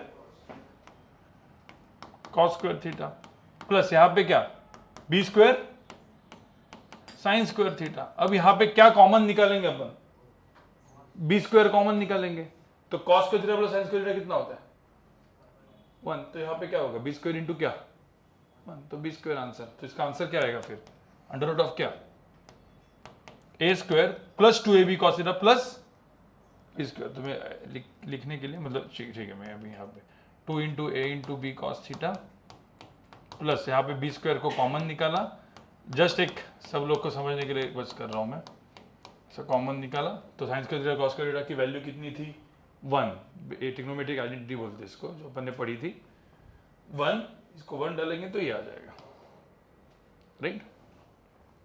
ये सबको समझ में आया। अब गाइस ध्यान में रखना कि ये जो पूरा का पूरा डेरिवेशन है ये आपको करना है। मैंने आपको पिछली बार भी बोला था 2 अप्रोच होते हैं, क्या कि डेरिवेशन मैंने किया, आपने सिर्फ नोट डाउन किया, आपने रट लिया, भाई दिमाग बढ़ेगा नहीं, या उल्टा क्या करेंगे, आप खुद डिराइव करो पहले खुद, और ये आगे का फिजिक्स में क्या, सब फिजिक्स केमिस्ट्री मैथ सब में यही चीज करते जाओ, आगे के 2-3 महीना आपका दिमाग बनेगा, और दिमाग बनेगा तो भाई आप ऑटोमेटिकली सब, और उसकी आदत लगेगी वही काम में आएगी जेई मेन जेई एडवांस में। आप में से कुछ लोग होंगे जो जेई एडवांस के लिए भी प्रिपेयर करेंगे, कितने लोग जिनको जेई एडवांस आईआईटी का टारगेट है आप में, और जितने लोगों को आईआईटी का टारगेट है भाई आईआईटी में, तो आपको पता है ना भाई अलग लेवल दिमाग बनाना पड़ेगा। JEE Main and JEE Advance में भी फर्क है, जितना सीईटी जेई मेन में फर्क है उतने जेई मेन जेई एडवांस में फर्क है। जेई एडवांस में और दिमाग लगता है, और दिमाग लगता है मतलब, और वो दिमाग बनाने का काम मतलब क्या, फिर पूरे डेरिवेशन से लेकर हर एक चीज खुद को ही करना है, वो हैबिट डालो आप। नहीं कोसाइन रूल मत लगाओ, कोसाइन रूल वो सब बात की बात है, कोसाइन रूल भी डिराइव करेंगे हम, अभी तो वो कोसाइन रूल में ये लेंथ निकलती है वो माइनस वाली, वो कैसे क्या है वो बताएंगे, ठीक है। ये सबको समझ में है, ठीक है। अब आगे, अब एक सिंपल काम गाइस, अब एक फॉर्मूला, एक पे स्पेसिफिक फॉर्मूला लिखो, ये वाला क्या था फॉर्मूला, अब दिमाग में रखना है फॉर्मूला, क्या फॉर्मूला था, A vector B vector resultant vector की लेंथ कितनी होती है, याद रखो क्या, अंडर रूट ऑफ क्या, A square plus B square plus 2ab cos theta, and what is tan alpha कितना होता है, b sin, ये इसको b sin थीटा अपॉन। अब जिसको जेई एडवांस टाइप के एग्जाम क्रैक करना है, ये जो मैंने फॉर्मूला बताया, मैं आपको जस्ट बता रहा हूं कि क्या कितना आपका फास्ट होना चाहिए कैलकुलेशन, जिसको आईआईटी में घुसना है। जब मैं बोलता हूं कि रिजल्टेंट वेक्टर का मैग्नीट्यूड कितना, अंडर रूट ऑफ क्या, A square plus B square plus 2ab cos theta, ये बोलते बोलते दिमाग में पीछे ना आपका डेरिवेशन हो जाना चाहिए। मतलब आप जो बोल रहे हो ना वो फॉर्मूला नहीं बोल रहे हो, आप क्या कर रहे हो, डिराइव करके सीधा फॉर्मूला बोल रहे हो। मतलब ए वेक्टर है बी वेक्टर है, आपने सीधा ऐसा दिमाग में लगा B sine theta B cos theta A plus B cos theta का square plus 2ab cos theta B square cos theta sine square theta करके बी स्क्वायर हो गया, डायरेक्ट लिख दिया। तो आप जो फॉर्मूला लिख रहे हो उसके पीछे बैक कैलकुलेशन में आपका कैलकुलेशन चल रहा है, तो आप फॉर्मूला रट्टा नहीं मार रहे हो, ठीक है 2-3 बार करोगे तो रट्टा हो ही जाता है, दिमाग में बैठ जाता है, बट आई एम सेइंग कि कोई भी फॉर्मूला नहीं है, हर एक चीज क्या है, डेरिवेशन है। जेई एडवांस के मीडियम एंड डिफिकल्ट क्वेश्चन में आप देखोगे कहीं पे भी आपको फॉर्मूला लगेगा ही नहीं, आपका थॉट प्रोसेस क्लियर नहीं है वो कैसे बना है, क्योंकि वो फॉर्मूला के बीच में ही कहीं पे आंसर आ जाता है, फॉर्मूला की जरूरत ही नहीं होती उसमें, बट वो फॉर्मूला कैसे बना है वो आपको पता नहीं है तो आप आगे नहीं कर पाओगे। अभी तो मैं भावनाओं को समझो, मतलब मैं पूरा नहीं बता पा रहा हूँ क्योंकि अभी इतना ही है, बट आप समझो कि आगे जाके Newton laws of motion, work energy power, इसमें सब मेथड्स ही पढ़ने वाले, there are no formulas. Work energy power या न्यूटन लॉज ऑफ मोशन, मैंने कितने बोले, कितने लेक्चर्स है, 8 ना, 8 लेक्चर्स, इसमें सिर्फ एक ही फॉर्मूला है, F = m है, बाकी सारे के 8 लेक्चर में करेंगे क्या फिर, पूरे के पूरे क्या पढ़ने अपने को, मेथड्स कैसे उसको सॉल्व करना है, क्या करना है, न्यूमेरिकल सॉल्व करने का तरीका, बाकी सब तरीके हैं बस, तो आपको कुछ रटना नहीं है। फॉर्मूले आप फिजिक्स में देखोगे 30 चैप्टर्स 30 फॉर्मूले, दैट्स इट, बाकी क्या है फिर, पूरे 2 साल क्या पढ़ना है अपने को, कि कैसे करना है, क्या करना है, वो आपको पता होना चाहिए। वो अप्रोच में फर्क है आपके 10th में और जेई में। अभी भी 11-12 में भी लोग बहुत सारे सीईटी, जो प्योरली सीईटी करते हैं या बोर्ड्स करते हैं, वो रटते हैं, बट इसीलिए बोर्ड सीईटी वालों को भी हमने अभी बोला है कि भाई 2-3 महीना देख लो, ये अच्छा लगा तो इसमें जेई का प्रिपरेशन करो। मैं तो बोलता हर किसी को जेई मेन का प्रिपरेशन तक करना चाहिए, फिर चाहिए तो सीईटी दो आराम से, मतलब ये मेरा सजेशन होता है, ठीक है। जेई मेन लेवल तक पढ़ने के बाद में सीईटी कर लेंगे, ठीक है, बाद में मतलब बैकअप ऑप्शन। चलो अब मैं जो क्वेश्चन दूंगा ये फॉर्मूला से करना है आपको। अभी तक किसने किया, अपन ने शिफ्ट करके डेरिवेशन से किया था ना, मतलब डायरेक्टली। अभी आपको एक क्वेश्चन सेम किससे करना है, फॉर्मूला से। फटाफट बताओ मुझे, ये ए वेक्टर है, ये बी वेक्टर है, ये लेंथ है 3, ये लेंथ है 6, एंगल है 60 डिग्री। चलो बताओ फटाफट फॉर्मूला से बताओ। ओके गाइस, 3, 6, 60 डिग्री क्या करोगे, अरे आए कि नहीं, मैग्नीट्यूड ऑफ आर कितना है, मॉड ऑफ आर कितना है, अंडर रूट ऑफ क्या, ए स्क्वायर मतलब कितना 3 स्क्वायर। तो अभी सबसे पहले तो आप क्या करोगे, देखो ये ए की वैल्यू है, ए की वैल्यू कितनी है यहाँ पे 3, ये ए की वैल्यू 3, तो ए की वैल्यू 3 है, बी की वैल्यू कितनी है 6, एंगल कितना है थीटा 60 डिग्री ना, तो ए बी थीटा की वैल्यू लिख दी, मतलब जिनको फॉर्मूला बेस करना है। तो अब क्या है, ए स्क्वायर 3 स्क्वायर प्लस क्या, ये 3 square plus A square plus B square plus 2 into 3 into 6 into कितना cos 60, cos 60 कितना होता है 1/2, तो इसका आंसर कितना है, 2 और 2 कैंसिल होकर कितना आंसर है, रूट कितना 63। अरे भाई आया कि नहीं है, tan थीटा की वैल्यू कितनी हुई, tan theta is equal to क्या था, b sin थीटा, मतलब क्या 6 इंटू, मतलब अब जिनको पहले मैं सिर्फ लिख के रखता हूँ, b sin theta a plus b cos 60, ठीक है। क्या करोगे इसमें, ये सारे कैलकुलेशन में अभी बता रहा हूँ, ये 2 महीने के बाद ऐसे नहीं करूंगा, मैं डायरेक्ट लिखूंगा। अभी क्या है आपका 2nd 3rd लेक्चर, इसलिए मैं सब कुछ लिख के दिखा रहा हूँ। 6 sin 60 कितना होता है, 6 इंटू कितना √3/2 डिवाइड बाय क्या 3 प्लस 6 इंटू 1/2, कितना आंसर आया, ये इधर गया तो ऊपर कितना आया, ऊपर आया 3√3 ना, ये 3 आया 3√3, नीचे कितना आया 3 + 3 कितना 6, और फिर ये बाई 2, तो आंसर कितना है √3 क्या 2। तो tan अल्फा, tan थीटा की वैल्यू कितनी है, tan अल्फा की वैल्यू कितनी है √3/2, तो अल्फा कितना हुआ tan इनवर्स ऑफ √3/2। हाँ, इसी को डेरिवेशन से करना होता तो क्या करेंगे, बी को क्या करेंगे शिफ्ट, रिजल्ट को क्या करेंगे ड्रॉ, और ट्रिग्नोमेट्री पाइथागोरस आता है ना वो तो चीज, अरे वो तो चीज अभी किया हुआ है, तो ये सेम चीज, तो मतलब ये सेम चीज कितने मेथड से बनी अपनी, 2, एक क्या था ये फॉर्मूला, और दूसरा क्या था अपना वो एक्चुअल शिफ्ट वगैरह करके डेरिवेशन जो था, वो डेरिवेशन आया ही उससे था।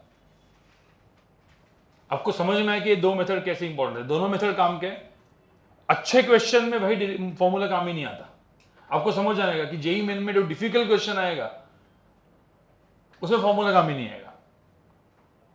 जो जेई मेन में इजी क्वेश्चन आता है या सीईटी लेवल का क्वेश्चन आता है, इसमें क्या काम में आता है? फॉर्मूला। तो फॉर्मूला कब काम में आता है? जब मैं वर्कशीट दूंगा तो आपको समझ में आएगा। वर्कशीट में जब क्वेश्चन होंगे तो भाई अच्छे क्वेश्चन जिन्होंने सिर्फ फॉर्मूला रट के किए हैं, जो सिर्फ सीईटी लेवल की कोचिंग किया है, वो अच्छे क्वेश्चन लेवल 2 के क्वेश्चन नहीं कर पाएंगे, सिर्फ लेवल 1 कर पाएंगे। ये सब आपको दिखेगा। अभी दूसरा लेक्चर हुआ है, तीसरे लेक्चर से आपको वर्कशीट से हर एक चीज क्लास में सॉल्व करनी है। ठीक है, धीरे धीरे अपन ऊपर बढ़ेंगे। ठीक है, ये सबको हाँ बोलो। नहीं अल्फा मतलब ये थीटा अपन को बस सेक्शन लिखा है ना, तो अल्फा ऐसा होता है ना, तो अल्फा को बीटा लिखो या जो भी गामा लिखो अपने को, मतलब अल्फा जनरली सब जगह पे अल्फा यूज करते हैं, इसलिए मैंने समझ में आया।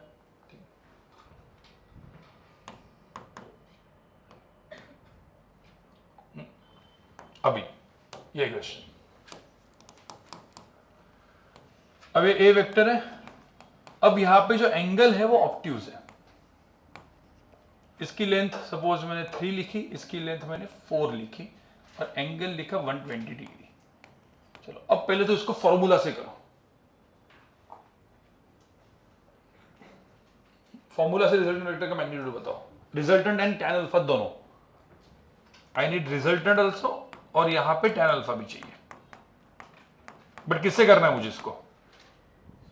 पहले फॉर्मूला से करो। अंडर रूट ऑफ क्या?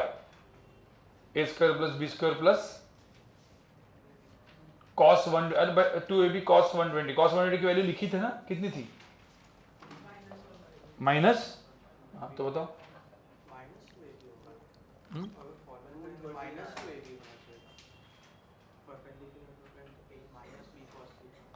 हाँ वो डेरिवेशन था ना। अभी सिर्फ सिंपल फॉर्मूला यूज करो पहले और फिर दोनों को मैच करो ना। तू जो कर रहा है वो भी कर और वो कर, दोनों को मैच कर। ओके गाइस, कैसे करोगे बताओ इसमें? पहले सबसे पहले क्या करोगे? ए वेक्टर 3 है, बी वेक्टर 4 है। सबसे पहले क्या करोगे आप? नहीं हाँ सॉरी, एक पहले आपको फॉर्मूला लिखना है। ए स्क्वायर, तो ए स्क्वायर प्लस बी स्क्वायर। भाई ये सबने लिखा क्या बराबर है क्या? 2ab मतलब क्या? 2 इंटू क्या? 3 इंटू 4 इंटू क्या? cos 120। अब यहां पे आपको cos 120 की वैल्यू लिख के दी थी, कितनी थी? -1/2। तो ये जो चीज है ना, यहाँ पे -1/2 लिखो आप। तो 2 और 2 गए तो इधर माइनस आया। और ध्यान में रखना, कुछ लोग क्या करते हैं, ये ऐसा कुछ ब्रैकेट वगैरह करते हैं। भाई ये एक टर्म है, जिन लोग का मैथ्स थोड़ा सा गड़बड़ा जाता है तो ये गलत करते रहते हैं। तो ये 2 और 2 गया तो यहाँ पे -12 आया बेसिकली। तो आंसर कितना है फिर? 9 + 16 - 12। तो आंसर कितना है टोटल? रूट 13 ना। तो रूट 13 आंसर आएगा यहाँ पे। देखो अब ये जो मैथ्स होता है ना, कैलकुलेशन, ये आपको करना है। ये आप इसमें गलती कर रहे हो तो बेसिक्स में गलती कर रहे हो आप। मैथ्स कैलकुलेशन को अच्छा करो। जिनका भी जो भी मैथ्स कैलकुलेशन सही नहीं है या ये सब एडिशन सब्ट्रैक्शन नहीं हो पा रहा है, ठीक है, किरण मैडम जो है ना, किरण मैडम या मौलिक सर, खास करके स्पेशली आयशी, आप बोलो उनको कि फाउंडेशन लेक्चर्स हमारे रखो। वो ऑनलाइन लेक्चर्स होंगे आपके, क्योंकि उसकी रिकॉर्डिंग आप बाद में देख सकते हो, बट वो स्पेशली उसके लिए रहेगा। उसमें एकदम बेसिक्स पढ़ाया जाएगा। ठीक है, 8, 9, 10 का बेसिक्स। मतलब जिसका अच्छा स्ट्रॉन्ग है वो अटेंड करने की जरूरत नहीं है, पर जिनको नहीं है वो आप लोग बैठो। नॉर्मल LCM HCF वगैरह भी बताएंगे। ठीक है, tan अल्फा कितना है इसमें? ये हुआ क्या? b sin थीटा मतलब 4 sin 120 अपॉन क्या? 3 + 4 cos 120। तो 4 sin 120 कितना होता है? 4 इंटू क्या? √3/2। और ये क्या? 3 4 cos 120 कितना होता है? 4 इंटू -½ तो -2 हो गया ना। तो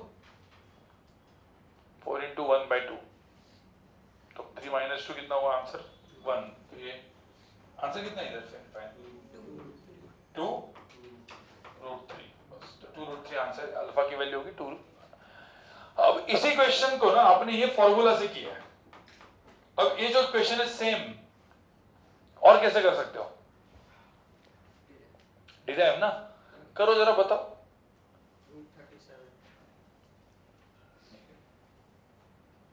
थोड़ा सा गलती कर दिया। इसको डेरिवेशन से कैसे करोगे वो बताओ। आंसर सेम ही आना चाहिए, आंसर गलत नहीं आएगा, सेम ही आएगा। तूने सही किया, डायग्राम तूने सही ड्रॉ किया, थोड़ा सा कैलकुलेशन मिस्टेक किया। बताओ कैसे करोगे, किसको पहले शिफ्ट करोगे पहले वो तो बताओ। बी को शिफ्ट, तो पहले मैं डायग्राम बना के देता हूँ। चलो इसका आगे हम लोग बी को शिफ्ट करेंगे। चलो बी को शिफ्ट किया, तो बी को शिफ्ट करके तो ये ऐसे आया, उसके बाद क्या किया ड्रॉ बताओ। रिजल्टेंट ड्रॉ कैसे होगा, रिजल्टेंट कोई बताओ कैसे होगा। अरे रिजल्टेंट क्या होगा, पहले का टेल लास्ट वाले का, तो यही होगा ना रिजल्टेंट। तो पहले मुझे बताओ ये सबको डायग्राम आया क्या, समझ में आया क्या है, क्योंकि ए और बी का एंगल क्या है यहाँ पे, ऑब्ट्यूज। तो ऑब्ट्यूज है तो भाई पहले ये शिफ्ट करेंगे, रिजल्टेंट ड्रॉ करेंगे। अब मुझे तो इसकी लेंथ 3, इसकी लेंथ 4, इसकी लेंथ कैसे निकालोगे। अरे क्या ड्रॉ करना पड़ता है, हाँ इधर परपेंडिकुलर ड्रॉ करना पड़ता है ना, नहीं आया, इधर परपेंडिकुलर ड्रॉ करना पड़ता है। पहले केस में क्या करते थे पता है ना, वो ऐसे वाले में इधर से परपेंडिकुलर ड्रॉ करते थे, तो फिर वो एक्सटेंड करना पड़ता था। यहां से सीधा परपेंडिकुलर ड्रॉ करोगे तो कुछ एक्सटेंड करने की जरूरत है क्या, नहीं है। तो सबसे पहला चीज क्या करोगे, यहाँ पे क्या ड्रॉ करोगे, ऐसे ऐसे परपेंडिकुलर ड्रॉ किया ऐसे। तो अब मुझे बताओ ये 120 एंगल है, तो ये एंगल कितना हुआ, अरे पढ़ा होगा आपने, 180 माइनस 120 कितना, 60। अब मुझे बताओ क्या करोगे इसमें, ये 4 है, ये 60 है, तो ये लेंथ कितनी हुई, 4 sin 60, और इसकी लेंथ कितनी हुई, 4 cos 60। कितना हुआ 4 cos 60, 2। 4 sin 60 कितना हुआ, 4 into √3 upon 2, 2√3। तो भाई अभी क्या हुआ देखो यहाँ पे, ये वाला लेंथ हुआ 2√3, ये वाला लेंथ कितना हुआ 2। कोई दिक्कत, अब आगे क्या नहीं, बट ये टोटल लेंथ कितनी थी 3, उसमें से 2 गई, तो ये कितनी बची 1। तो फाइनली ये जो लेंथ हुई ये कितनी हुई 1, और ये लेंथ कितनी हुई 2√3। तो अब यहां पे पाइथागोरस लगाओगे, तो यहां पे पाइथागोरस क्या होगा, अंडर रूट ऑफ क्या, 1 का स्क्वायर प्लस 2√3 का स्क्वायर। कितना होता है यहाँ पे आंसर देखो, 1 स्क्वायर 1 प्लस 2√3 का स्क्वायर 12, 12 प्लस 1 कितना 13, √13। तो फॉर्मूला से भी क्या आया, वही आया, डेरिवेशन से भी वही आया। बट ये जो डेरिवेशन थोड़ा सा अलग था, बट इजी था, वापस b sin b cos but ये आना चाहिए कौन से क्वेश्चंस करने के लिए, जेई मेन के टॉप लेवल है एडवांस के क्वेश्चंस, ये आना चाहिए नॉर्मल लेवल के क्वेश्चंस, बट दोनों आनी चाहिए, ठीक है। तो ये चीज हो गया √13। कोई किसी ने बोला tan अल्फा कितना है, 2√3 अपॉन क्या, tan अल्फा इसे देखो ना, tan अल्फा कितना हो 2√3 अपॉन 1, तो 2√3 है ना। अरे भाई समझ आया, कंफर्म समझ आया। तो दोनों मेथड, एक फॉर्मूला दिमाग में है अभी, a square plus B square plus 2ab cos theta, दिमाग फटाफट करने का। कभी कभी फॉर्मूला, कभी कभी मैं मतलब अभी अपने को दोनों मेथड, फिर इसके बाद मैं एक क्वेश्चन दूंगा जेई का, फिर देखना है भाई ये अभी बेस तो पढ़ लिया, अब आप जेई का क्वेश्चन टाइप सॉल्व कर सकते हो कि नहीं, ठीक है। चलो एक क्वेश्चन वापस ऐसे ही कर लेते हैं, यही टाइप का, आगे करते, आगे बढ़ते हैं। हुआ क्या भाई, हुआ क्या, तीसरा छोड़ो, पहले 2 हुए क्या, हाँ 2 हुए, कैसे करोगे इसको, पहले 2 को, ठीक है। पहले मुझे तो डायग्राम से कैसे करोगे, सीधा डायग्राम से क्या करोगे, ए वेक्टर है, बी वेक्टर को कहां पे शिफ्ट लेके जाओगे। अब कोई बोलेगा सर ए वेक्टर है, किसका है लेंथ इसका 2, बी वेक्टर को कैसे लिखोगे, रखोगे कैसे उसके आगे, तो क्या दिख गया, क्योंकि ध्यान में रखना कभी भी रिजल्टेंट को ड्रॉ करने के लिए का मेथड क्या है, टेल हेड। तो भाई अभी रिजल्टेंट ड्रॉ करेंगे, कैसे करेंगे रिजल्टेंट ड्रॉ, यहां से पहले का टेल लास्ट वाले का हेड, ये हो गया रिजल्टेंट ड्रॉ। कितना लेंथ हुआ इसका 5। आपको तो पता है ना, मतलब कोई भी ऑब्जेक्ट को एक 2 न्यूटन से खींचा, 3 न्यूटन से खींचा, तो कितने न्यूटन से खींचा टोटल 5। आप डायरेक्टली ऐड करते थे ना बचपन में, भाई 2 + 3 5। बट वो क्यों ऐड कर सकते थे, क्योंकि वेक्टर्स क्या थे parallel, and parallel vectors directly क्या होते हैं ऐड, तो ये 5 हो गया। ये तो मैंने ड्राइंग से किया, इसको किसने किया क्या, टेल हेड से कैसे करोगे, टेल हेड से कैसे करोगे, इसमें ड्राइंग कैसे करोगे। हाँ आंसर नहीं, वो तो ठीक है, अभी आप लोग ये बड़ा है, ये सब्ट्रैक्ट होने वाला तो 1 आ गया। डायग्राम एग्जैक्टली कैसे ड्रॉ करोगे, देखो पहले ए वेक्टर कितना था 4, बी वेक्टर किधर रखोगे बताओ? इसमें जो बी वेक्टर है किधर रखोगे? ऐसे रखोगे, इधर ऐसे नहीं, वो तो हेड हो गया ना, टेल हेड। तो बी वेक्टर का जो देखो टेल हेड, फिर इसका टेल इधर रखना है। तो एक्चुअली आप देखोगे तो बी वेक्टर को कैसे रखोगे? ऐसे रखोगे ना। ये कितना हुआ इसका लेंथ? कितना हुआ? 5। अब इसका लेंथ 5 है, इसका लेंथ कितना है? 4। इधर कितना बचा? अब पहले का टेल, लास्ट वाले का हेड, ये हो गया मेरा रिजल्टेंट। तो एक्चुअली आप देखोगे रिजल्टेंट ऐसे आएगा। कितना आएगा इसका लेंथ? कितना आएगा? 1। अरे समझ में आया क्या? और ध्यान में रखना, इसमें ट्रायंगल बन रहा है क्या? नहीं। हम बोल सकते हैं अभी उसको ट्रायंगल लॉ ही बोलना है, और ऐसा बोल सकते हैं ट्रायंगल विद 0 एरिया। अरे मैथमेटिक्स में बोलने के लिए क्या है, कुछ भी कर सकते हैं। ट्रायंगल विद क्या? 0 area. So if the vectors are parallel, anti parallel, तो मुझे तो इसमें रूल बन गया। क्या रूल बन गया? If the vectors are parallel we can directly क्या? Add them. If the vectors are anti parallel then we can, और रिजल्टेंट कहां पे होगा? जहां पे बड़ा वेक्टर होगा। सिंपल सी बात है ना, एक पेन है, इस पेन को ये खींच रहा है और ये खींच रहा है, तो ये पेन कहां पे जाएगा? टुवर्ड्स क्या? लेफ्ट, मतलब टुवर्ड्स बी। क्यों? क्योंकि ये क्या जाता है? मैग्नीट्यूड इसका जाता है 5 - 4। अब ये तो हो गया भाई डायरेक्टली अपना वो डेरिवेशन से, फॉर्मूला से करने जाते तो हो ही गया होगा आपका अंडर रूट ऑफ क्या? a स्क्वायर क्या? 2 स्क्वायर। मैं इसका ऐसा फॉर्मूला वगैरह डिराइव भी करूं, चलो मैं, आपने तो ऐसे ही किया होगा। 2 स्क्वायर प्लस क्या? 3 square plus 2 into 2 into 2 into 3 into cos A square plus B square plus 2ab cos theta. Theta कितना है इसमें? 0। कॉस 0, कॉस 0 कितना होता है? 1 ना, तो 1 होगा। तो ये क्या हुआ आंसर? अंडर रूट ऑफ क्या? 25 विच इज 5। तो ये भी सेमी प्रूव हो गया, कुछ है ही नहीं। इसमें क्या करोगे? अंडर रूट ऑफ क्या? a square plus B square plus 2 into A into b into cos कितना? कॉस कितना है यहाँ पे? 180। कॉस 180 कितना होता है? -1। तो यहाँ पे -1 डालोगे तो आंसर कितना आएगा? 1 आता है। चेक करो, तो 1 आएगा। तो अब भाई जिन लोगों का ये सब मैथ्स वगैरह गया गुजरा वो आपको करना है 1 महीने में, ठीक है? बाकी तो ये सबको समझ में आया। अब मेन क्वेश्चन तो ये था, रिजल्टेंट कितना आया? डायग्राम कैसे आया? एक मिनट, आपने इसको किससे किया था? फॉर्मूला से किया क्या? पहले सब लोग फॉर्मूला से बताओ कितना आंसर है। फॉर्मूला से कैसे आएगा? अंडर रूट ऑफ क्या? ए स्क्वायर प्लस क्या? बी स्क्वायर प्लस क्या?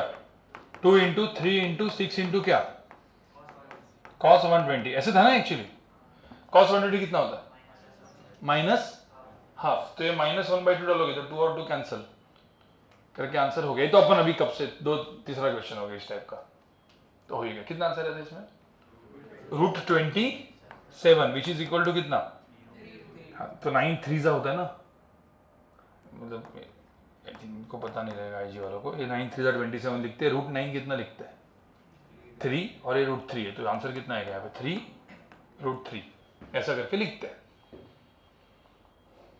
राइट? अब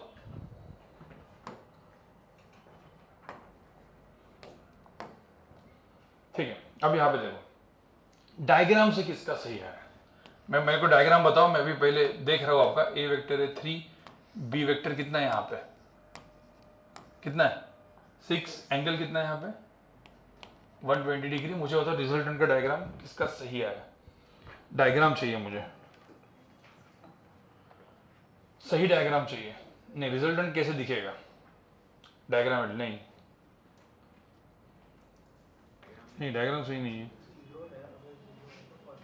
एक मिनट गाइस, मैं डायग्राम सही नहीं है ये जो बोल रहा हूं, डायग्राम सही नहीं है, इसका मतलब क्या है? आप तो पहले क्या बोलोगे कि मैं सर बी को पहले शिफ्ट करता हूं, तो बी को मैंने शिफ्ट किया। ये कितना लेंथ है इसका? 6। उसके बाद किसको ड्रॉ किया मैंने? रिजल्टेंट को। तो रिजल्टेंट को ड्रॉ किया ऐसे। अब ये एंगल 120 है, ये एंगल कितना है? 60। इसके बाद क्या करोगे बताओ? परपेंडिकुलर। तो परपेंडिकुलर ड्रॉ ऐसे किया मैंने। अब इसके बाद क्या हुआ? अरे पहले तो आपने बिना दिमाग लगाए तो पहले यही किया ना। तो इसकी लेंथ कितनी हुई? इसकी लेंथ कितनी हुई? 6 cos 60 कितना है? तो 6 cos 60 3 आएगा। कभी आपने ऐसा देखा है क्या? ये भी लेंथ 3 और ये भी लेंथ 3, ऐसा बोलते हो क्या? ये भी लेंथ 3 है और इतनी लेंथ भी 3 है। बोले देखो ना यहाँ पे, ये 3 लेंथ है, ये भी लेंथ 3 है, और ये लेंथ कितनी है? 0। मुझे तो चलो 0 लेंथ निकाल के दिखाओ। निकालते हो कैसे 0? इसका मतलब क्या हुआ?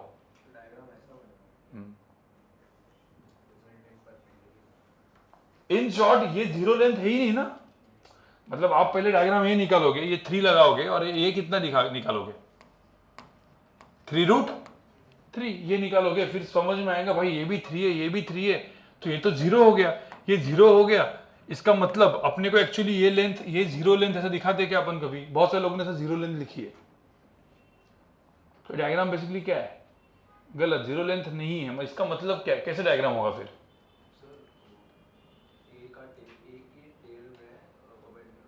मतलब ये जो रिजल्टेंट है ये एक्चुअली ये 0 है। मतलब इसका मतलब क्या है? सीधा ऐसा है, ये है ही नहीं ना। मतलब क्या है? हाँ, मतलब रिजल्टेंट कितना है? मतलब इन शॉर्ट 0² प्लस 3√3² करते हो तो ये क्या आएगा? 3√3² ही आएगा ना। तो इसकी लेंथ ही क्या है? 3√3। मतलब इसकी जो लेंथ 3, मतलब ये खुद ही रिजल्टेंट है ऐसे। मतलब एक्चुअल में ड्रॉ कैसे करोगे आप? देखो अब ये जो चीज है ना, ये डायरेक्टली जो ऑन द स्पॉट जिसको डायरेक्टली डायग्राम डायरेक्टली है, पहले आपने रिजल्टेंट का मैग्नेट 90 डिग्री लिखा, मतलब आपका मैथ्स अच्छा है, तो बचपन का मैथ्स अच्छा है। इसको कोई जेई की नीट से मैथ से कोई लेना देना नहीं है इसमें। मतलब बचपन वाला मैथ्स आपका सही है। जिनको डायरेक्टली क्लिक नहीं होता है, मतलब ये थोड़ा सा अभी भी बोलने के बाद भी क्लिक नहीं हो रहा है, तो मैथ्स के ऊपर काम करो। ट्रिग्नोमेट्री बहुत धोखा देगा आपको। ट्रिग्नोमेट्री क्या, ज्योमेट्री भी। ये बचपन में पाप तो किए होंगे ट्रिग्नोमेट्री ज्योमेट्री में, वो अभी 1-1.5 महीने में सही कर लो क्योंकि काम का है। ठीक है, अब मुझे तो कैसे करोगे आप? एक्चुअली कैसे करना था? ए वेक्टर की लेंथ कितनी थी यहाँ पे? 3। बी वेक्टर की लेंथ कितनी थी? 6। एंगल कितना था यहाँ पे? 120। पहले तो पता है कुछ लोगों को ये डायरेक्टली क्लिक होना चाहिए था। जब मैं 6 को यहाँ पे एंगल करता हूँ, 6 cos 60 करता हूं, तो आंसर कितना आता है? 6 cos 60 कितना है? 3 ना।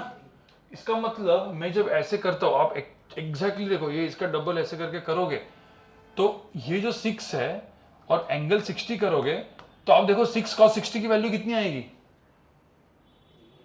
कितनी आएगी? 3। और ये भी कितना है?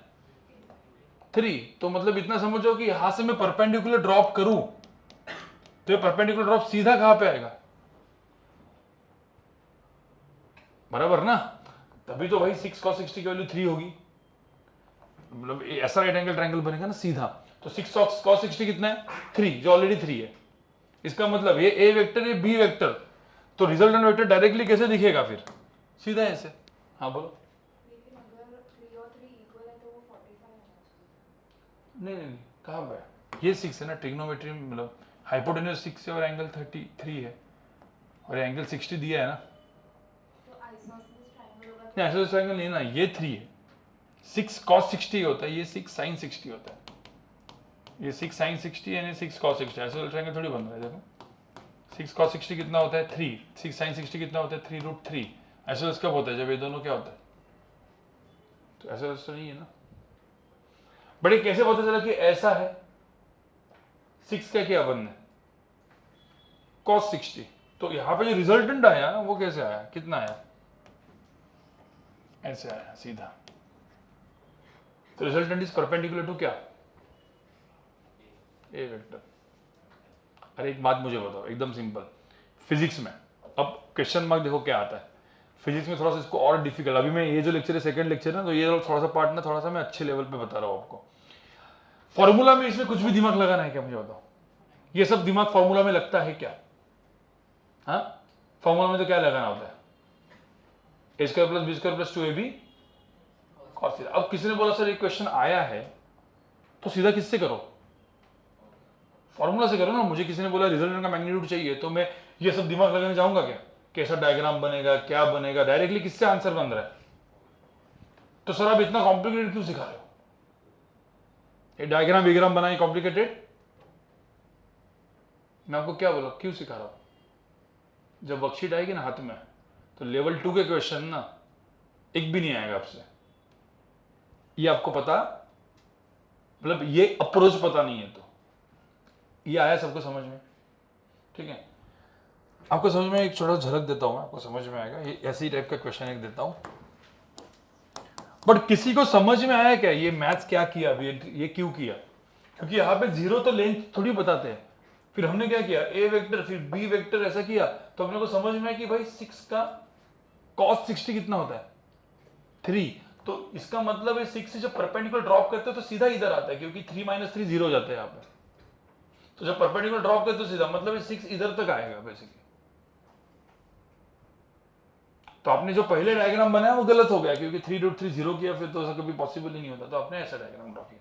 तो जिसने डायरेक्टली पहले ही ये ड्रॉ किया, मतलब समझ जाने का कि आपका मैच एकदम सही लाइन पे है, या थोड़ा सा हिंट देने के बाद समझ में एकदम सही लाइन पे। नहीं आया तो आपने थोड़ा सा गड़बड़ किया। ठीक है, अभी एक क्वेश्चन कर लेते हैं, लिखो एक क्वेश्चन।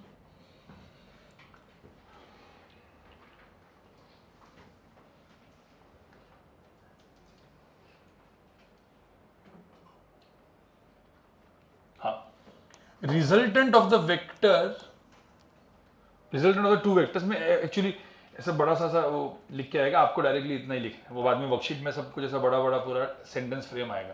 क्वेश्चन में क्या लिखा होगा, result A vector, result R vector is resultant of vector A and B. इसका मतलब क्या है, A plus B is equal to R. तो मैं जो चीजें लिख रहा हूँ यहाँ पे देखो, मैं क्या क्या जो मैं लिख रहा हूँ वो डायरेक्टली इसमें लिख रहा हूँ, आपको भी यही लिखना है। बाद में वो सेंटेंस फॉर्म में आएगा, सेंटेंस फॉर्म में अभी तक क्वेश्चन मैंने दिए नहीं है। सो मैं जब बोलता हूँ resultant r vector is resultant of vector A and B, इसका मतलब पहले क्या लिखोगे आप, r vector is equal to क्या, ए प्लस बी, ये लिखा हुआ है। इसके साथ साथ resultant vector is perpendicular to vector a, कैसे समझ में, एंड रिजल्टेंट वेक्टर का magnitude is equal to magnitude of vector a. समझ में क्या लिखा है, ऐसा क्वेश्चन लिखा है। Then find angle between vector A and vector B.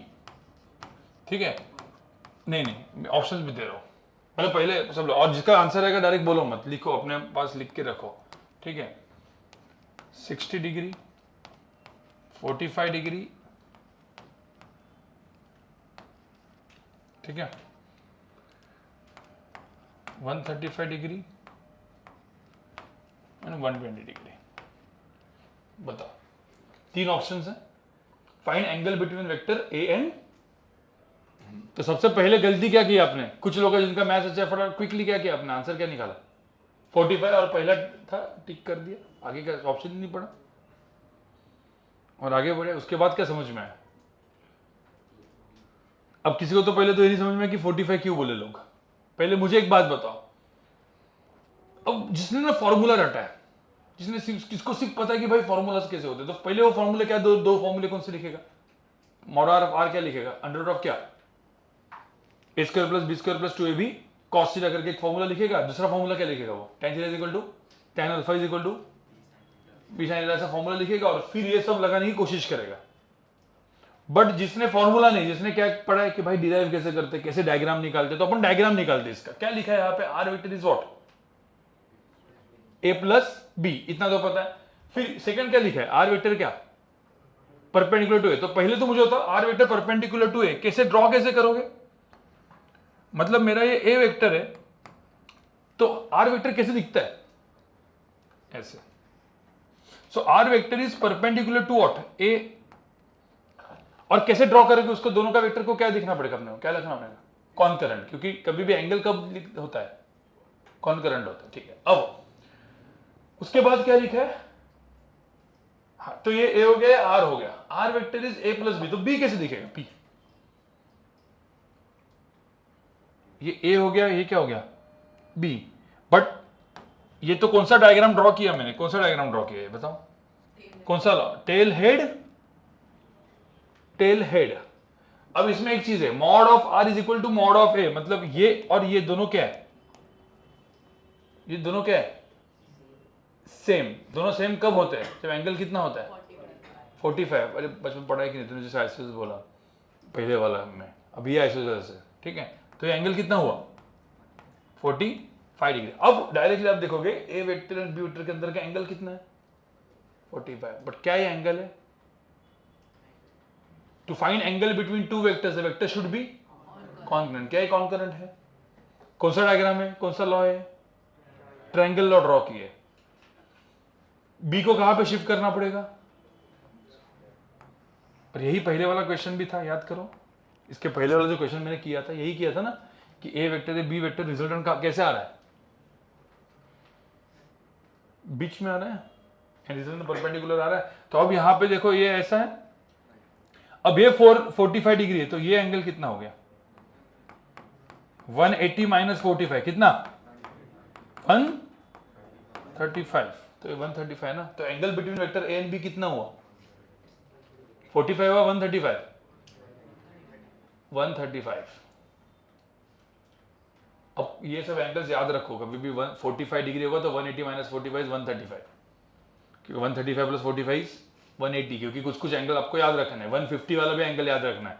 150 क्या होता है 180 माइनस 30, तो 1 जैसे आपने 30 45 60 एंगल याद रखते हो ना, वैसे ही 120 135 150 ये भी एंगल्स याद रखने हैं आपको। भाई समझ में आया ये सब। तो ये क्वेश्चन अच्छा क्वेश्चन था जो आपने सिर्फ किससे सॉल्व किया, डायग्राम, मतलब डेरिवेशन डायग्राम से।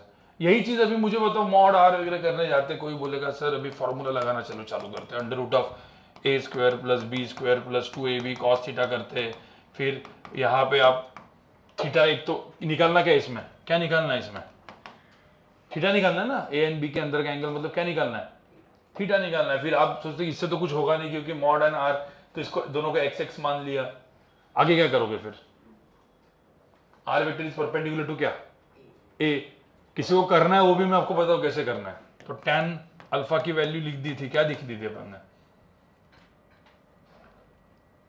क्या फॉर्मूला क्या था बी साइन थीटा अपॉन क्या ए प्लस बी कॉस थीटा। आपको पता है are vector is perpendicular to vector है, मतलब अल्फा की वैल्यू कितनी थी 90 थी ना, तो tan अल्फा 90 मतलब tan 90 सॉरी tan 90 कितना होता है जनरली इनफाइनाइट, मतलब ये चीज जीरो होती है। फिर आप इसमें ऐसा जीरो करके लिखोगे, फिर इसकी वैल्यू इसमें पुट करोगे और क्या निकालोगे फाइनली कॉस थीटा निकालोगे।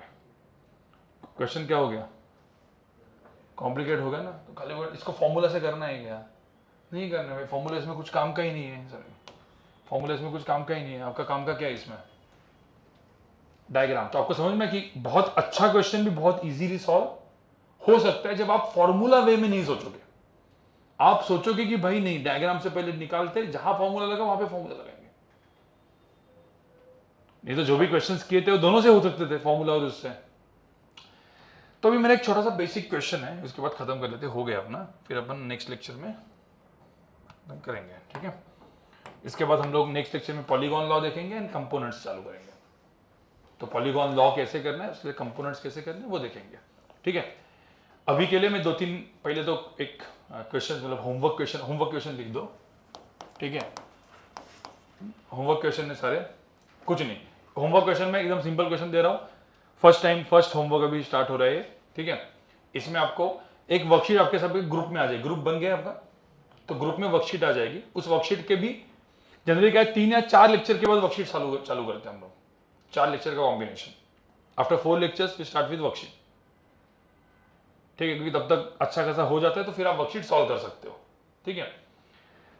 तो अभी के लिए तो होमवर्क लिखो फटाफट, ए वेक्टर है, बी वेक्टर है, लेंथ है 5, ये है 4, एंगल है 60। मुझे बताओ रिजल्टेंट की किस मेथड से, दोनों मेथड से करना है आपको। इसमें ए वेक्टर है, बी वेक्टर है, ये 4 है, ये भी 4 है, एंगल 60 डिग्री है। मुझे बताओ रिजल्टेंट कितना होगा।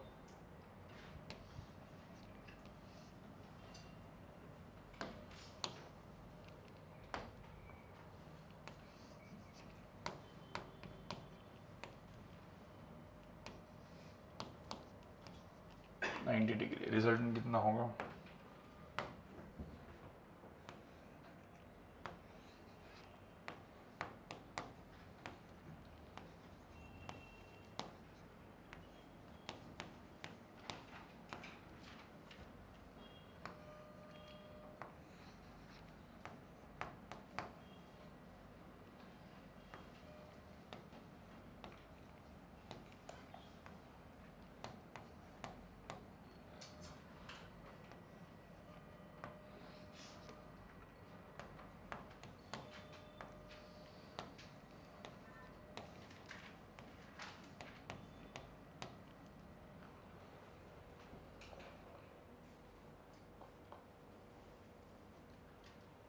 ये जितना भी अभी तक मैंने पढ़ा है इसी के ऊपर है, कुछ नहीं। इन सारे वेक्टर और जो होमवर्क होता है आप जिस बुक में उसी बुक में करना है।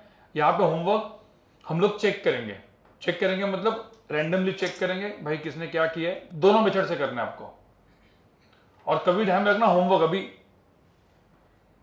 आज के आज ही कर लो, जाके दिमाग में रहता है तो आपके दिमाग में और घुसेगा वो। आज का होमवर्क है, अरे अच्छे क्वेश्चन है, 2 दिन के बाद करता हूं मैं, 3 दिन के बाद करता हूं, तो आपके दिमाग में वो कंसेप्ट नहीं आएगा। रूल होता है कि 1 से 1.5 मतलब 24 आवर्स के बाद आपका जो मतलब दिमाग में जो रहता है ना 30% गायब हो जाता है। बट उसने आपको अभी जाके रिवीजन किया तो वो इंटैक्ट रहता है। ये रूल अब से यूज कर लो, क्योंकि अभी पोर्शन इतना ज्यादा नहीं हुआ है, मैंने स्टार्ट किया अपन ने, जस्ट सेकंड लेक्चर अपना। समझ में आ रहा है? ठीक है। इसके बाद मैं 2-3 क्वेश्चन दे रहा हूं थोड़े से दिमाग वाले, पॉलीगॉन लॉ वाले, आपको खुद को ही करना है। पॉलीगॉन लॉ मतलब तो समझ तो आ गया ना कैसे करना है, a + b + c शिफ्ट करना है। ये 2 क्वेश्चन ही दे रहा हूं, आप में से जिन लोगों का मैथ्स अच्छा है वो क्वेश्चन को ट्राई मारो, मतलब ट्राई सब लोग मारो, आंसर जिसका मैथ्स अच्छा है वो निकाल देगा। ठीक है, ये हो गया लिख के। इसमें क्या निकालना है अपने को, इसमें सबने क्या निकालना है, रिजल्टेंट। ठीक है। और आपकी जो संडे है, कमिंग संडे, उसमें फर्स्ट टेस्ट होगी आपकी। ठीक है, फर्स्ट टेस्ट होगी। जितना अपन ने पढ़ा है बस 2 ही लेक्चर के ऊपर, कुछ तो पढ़ा नहीं इसमें तो। ठीक है, आइदर संडे होगी या मंडे होगी, जो भी जितना भी हुआ है उसके ऊपर, जो भी मेरा लेक्चर और इनका लेक्चर। और एकदम ये टेस्ट मतलब क्या, जस्ट देखने के लिए कि भाई टेस्ट होती कैसे, मल्टीपल चॉइस क्वेश्चंस कैसे होते हैं, जस्ट आपको एमसीक्यू पैटर्न समझ में आ जाएगा। ठीक है, तो अच्छे से पढ़ के रखो। अब यहां पे देखो ये चीज, ए वेक्टर, बी वेक्टर और सी वेक्टर। अभी मुझे बताओ कितने वेक्टर्स है यहां पे, 3। ये एंगल 90 है, ये एंगल 45 डिग्री है, ये लेंथ है 2, ये लेंथ है 3, ये लेंथ है 4√2। क्वेश्चन समझ में? रिजल्टेंट को कैसे फाइंड आउट करोगे वैसे बताओ। हाँ, किसको शिफ्ट करेंगे, बी को, उसके बाद सी को, और फिर क्या ड्रॉ करेंगे, और बचाने वाला कौन है आपको, ट्रिग्नोमेट्रियन। बस ट्रिग्नोमेट्री पाइथागोरस का जुगाड़ लगाओ और इस क्वेश्चन को सॉल्व करो। ठीक है, ए वेक्टर है, बी वेक्टर है,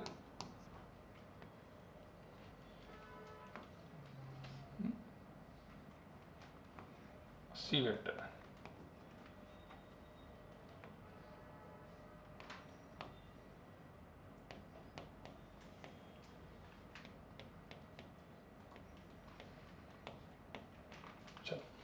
तो ये दोनों वेक्टर में मुझे क्या चाहिए, दोनों लेन में क्या चाहिए, a + b + c gives me what, resultant.